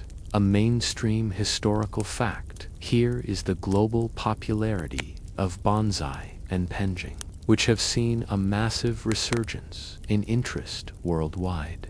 while often associated with Japan. The underlying principles of creating miniature landscapes and shaping trees and rocks in a tray originate in China. Today, international penjing and bonsai competitions showcase masterpieces that adhere to traditional forms while sometimes incorporating modern materials or creative display methods. You can find enthusiasts in virtually every corner of the globe, meticulously pruning, wiring, and arranging, continuing a legacy that began centuries ago. It's like seeing an ancient martial art adapted for a contemporary stage play, losing none of its grace but gaining new expressions. The modern reinterpretation isn't just about aesthetics. It's often about reconnecting with nature in an increasingly urbanized world. For many, a carefully arranged stone garden, whether large or miniature, offers a vital counterpoint to the fast pace of modern life, providing a quiet space for contemplation and a tangible link to natural beauty. It's a refuge, a mental reset button, in an era of constant digital noise. Now, for a quirky or fringe tidbit, some contemporary artists are experimenting with unconventional materials or contexts for stone arrangements, such as using polished river stones within clear resin blocks, suspending them in mid-air with invisible wires, or even creating digital installations that simulate changing stone landscapes. While purists might raise an eyebrow, these experiments push the boundaries of the art form, asking fundamental questions about what constitutes a stone arrangement and how ancient principles can be expressed through new media. Imagine an augmented reality experience where you can virtually arrange Taihu stones with a flick of your wrist. It's the ancient art, but with a surprising technological twist. Perhaps a bit too stimulating for our sleepy purposes, but fascinating nonetheless. Historians still argue whether these modern reinterpretations constitute a true evolution and expansion of the art, or a dilution and commercialization of its traditional philosophical depth. Are contemporary artists genuinely building upon a rich heritage? Or are they merely adopting the superficial aesthetics without fully grasping the profound spiritual and intellectual underpinnings? It's a debate about authenticity versus innovation, and where the line is drawn when an ancient art form steps into the glare of modernity. One significant aspect of modern distor interpretation is the increased focus on sustainability and ecological awareness. While ancient masters often used local stones, the sheer scale of some historical projects involved significant environmental impact. Modern practitioners, however, are often more conscious of sourcing stones ethically, using recycled materials, or designing gardens that integrate seamlessly with natural ecosystems. The reverence for nature now extends to a concern for its preservation, adding another layer of meaning to the act of arrangement. Think of public art installations in urban centers that feature large-scale stone arrangements. These often draw inspiration from traditional Chinese gardens, but adapt them to contemporary public spaces, serving as focal points for community gathering and quiet reflection. They bring the calming presence of stone to a wider audience, often introducing people to the underlying philosophy without them even realizing it. You might walk past one on your lunch break, finding a moment of unexpected calm in the midst of city bustle. Moreover, the therapeutic benefits of engaging with stone arrangement are being increasingly recognized in modern contexts. From simple rock stacking as a form of mindfulness to the use of penjing in therapeutic horticulture programs. The act of interacting with stones in a deliberate, contemplative way is proving to be a powerful tool for stress reduction and mental well-being. It's a testament to the timeless wisdom embedded in these practices, now rediscovered for modern ailments. It's like a prescription for calm, delivered by a perfectly balanced pebble. The internet and social media have also played a huge role in the modern evolution of this art. Enthusiasts from around the world can share their work, discuss techniques, and exchange ideas, creating a global community of stone appreciators.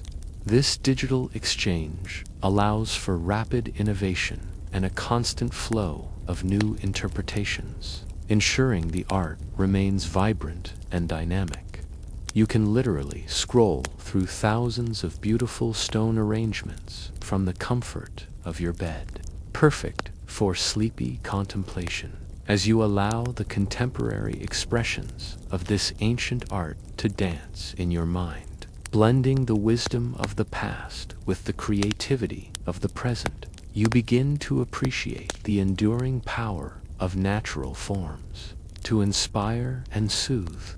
It's a reminder that beauty, meaning, and peace are not confined to any one era or culture, but can be found and reinterpreted in countless ways.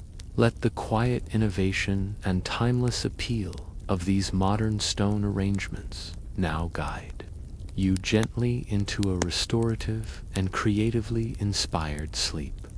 From the contemporary evolutions of stone arrangement, you now shift your focus to something even more immediate and personal, the profound sense of calm and well-being that comes from engaging with these natural forms.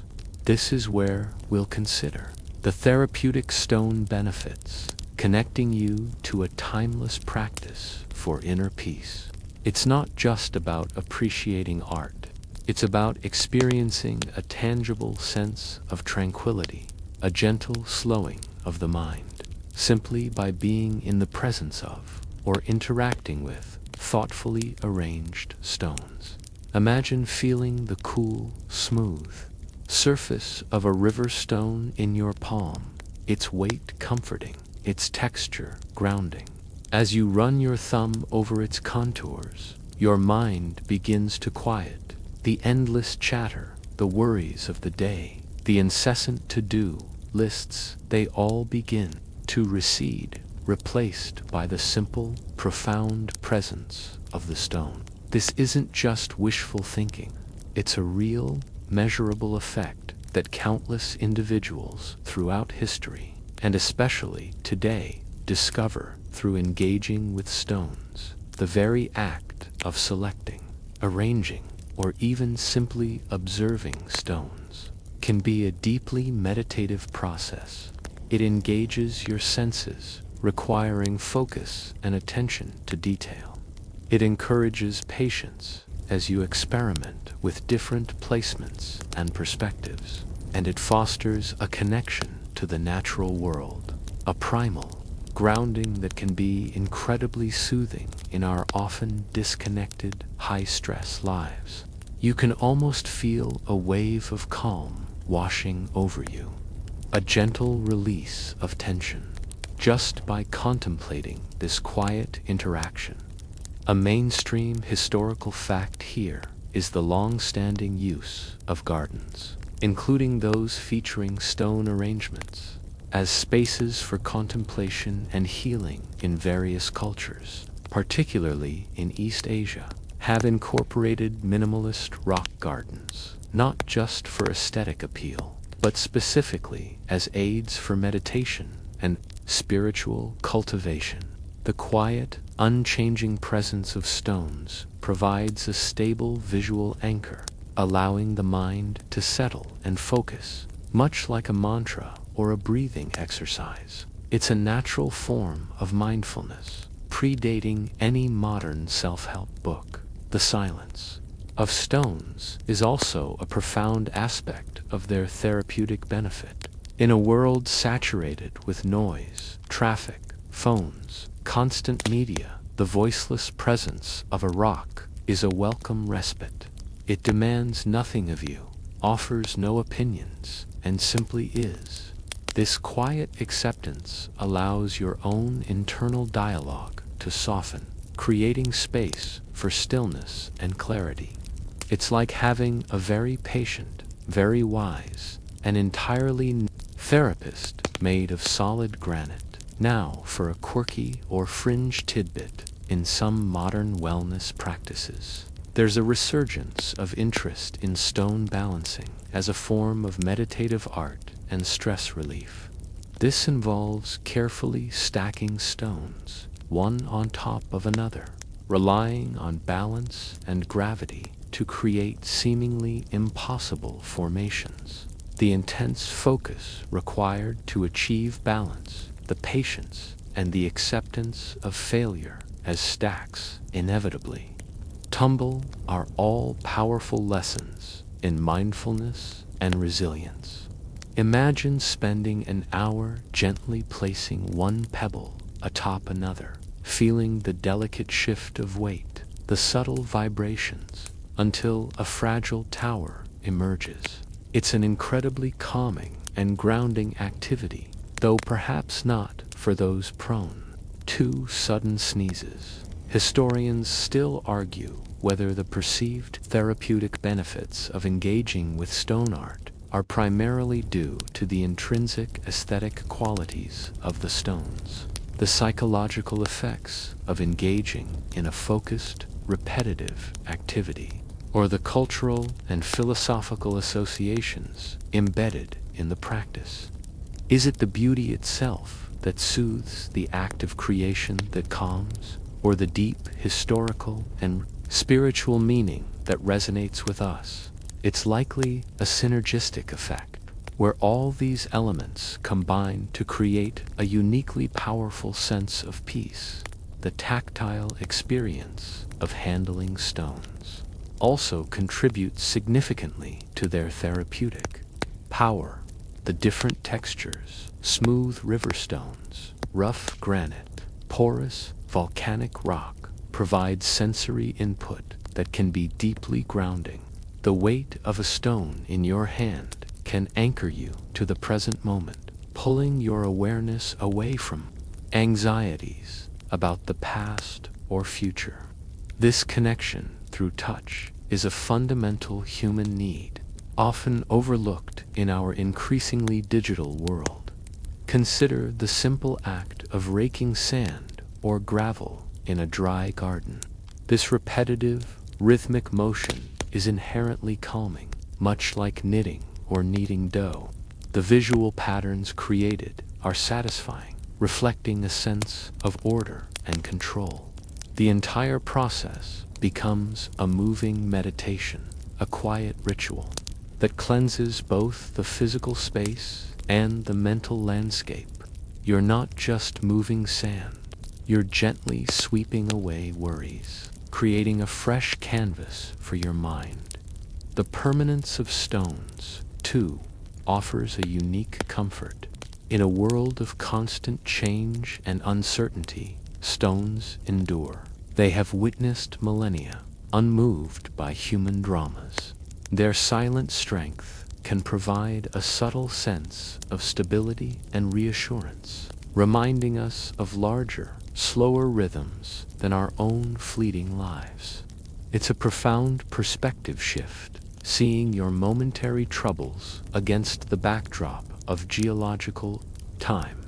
Your small anxieties about tomorrow's meeting seem rather insignificant next to a rock that's been standing there since the dinosaurs roamed. As you allow the quiet, enduring wisdom of stones to gently envelop you, feeling their grounding presence and appreciating their timeless beauty, you begin to understand that the path to inner peace often lies in the simplest, most fundamental interactions with the natural world. Let the profound stillness and therapeutic calm of these ancient, silent companions now guide you deeper into a profoundly restorative and peaceful sleep, where worries drift away like grains of sand in a gentle breeze. Having felt the grounding calm of stones and recognized their therapeutic benefits, you now arrive at the final destination of our sleepy journey, where all these threads converge into a personal contemplation. This is where you'll contemplate how these ancient principles can quietly influence your own sense of calm and appreciation for the subtle beauty around you. It's about taking the essence of what we've learned, the reverence for natural forms, the pursuit of balance, the quiet contemplation of enduring beauty, and allowing it to gently seep into your everyday life, long after the last whisper of this history fades. Imagine, for a moment, that you're not just listening to a historical account, but gathering these ancient insights like smooth, cool pebbles in your hand. Each section we've traversed, from the earliest mystical connections to the scholarly pursuits and modern interpretations, has offered a different facet of the same profound truth. There is an inherent peace to be found in the deliberate appreciation of simple, natural elements. This isn't about becoming a master penjing artist overnight or building a grand imperial garden in your backyard. It's about a subtle shift in perception, a quiet retuning of your inner self to the rhythms of the world around you. Consider your own environment, wherever you are right now. Perhaps there's a small potted plant on your windowsill, or a single interesting stone you picked up on a walk, sitting forgotten on a shelf. What if you were to look at it with the discerning eye of a Song Dynasty scholar, or the reverence of an ancient animist? What quiet story does it tell? What unique qualities does it possess? This gentle practice of intentional observation, of finding profound beauty in the mundane, is the true gift of the ancient Chinese art of arranging stones. You can almost feel your perspective subtly broadening, your senses gently awakening to the quiet wonders that have always been there, just waiting to be noticed. A mainstream historical fact that resonates here is the enduring human need for connection to nature, often termed biophilia. While the ancient Chinese formalized this connection through elaborate arts like stone arrangement, the underlying drive is universal. In our increasingly urban and digitized world, finding moments of genuine connection with natural elements a single rock can act as a powerful antidote to stress and disconnection. It's not just a historical curiosity. It's a fundamental aspect of human well-being, now more relevant than ever. This quiet influence can manifest in myriad ways. Perhaps you'll find yourself unconsciously arranging objects on your desk with a greater sense of balance and flow, without even thinking about yin and yang. Or maybe, on your next walk, you'll instinctively pause to pick up a particularly interesting pebble, appreciating its unique texture and form, rather than just hurrying past. These small, deliberate acts of noticing and appreciating are the seeds of a deeper calm, a gentle re-engagement with the physical world that anchors you in the present moment. Now for a quirky or fringe tidbit. Some modern practitioners of mindfulness, influenced by Eastern philosophies, suggest carrying a worry stone, a small, smooth stone, to hold and rub when feeling anxious or stressed. This tactile engagement, this simple, repetitive motion, provides a physical anchor for your awareness, helping to redirect anxious energy and promote a sense of calm. It's a direct, personal application of the idea that stones can be conduits for inner peace, a tiny, portable piece of the larger garden philosophy. Imagine discreetly rubbing a perfectly smooth river stone in your pocket during a particularly stressful meeting. It's a secret superpower for serenity. Historians still argue whether the lasting global appeal of practices like penjing and scholars' rock appreciation is due to their inherent aesthetic beauty, their profound philosophical underpinnings, or their adaptability to diverse modern lifestyles and spiritual quests. Is it the visual appeal that draws us in, the intellectual depth that holds us, or the personal solace they offer that keeps these traditions alive? It's likely a combination, a testament to the universal human search for meaning, beauty, and tranquility in a chaotic world. The beauty of this influence is its subtlety. It doesn't demand grand gestures or rigorous study. It's about a quiet, almost unconscious absorption of principles.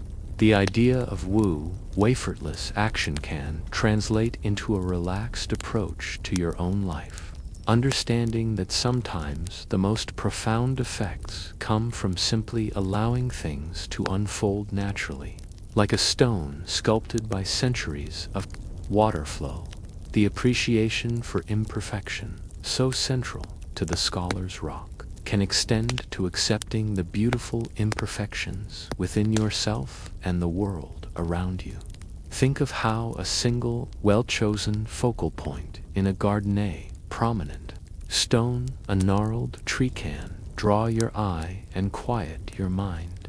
You can apply this principle to your own spaces, decluttering, creating areas of visual calm, giving special prominence to objects that genuinely resonate with youth, are all echoes of ancient garden design, brought into your personal realm. It's about curating your own environment, foster a sense of peace and clarity, a little oasis in your daily life.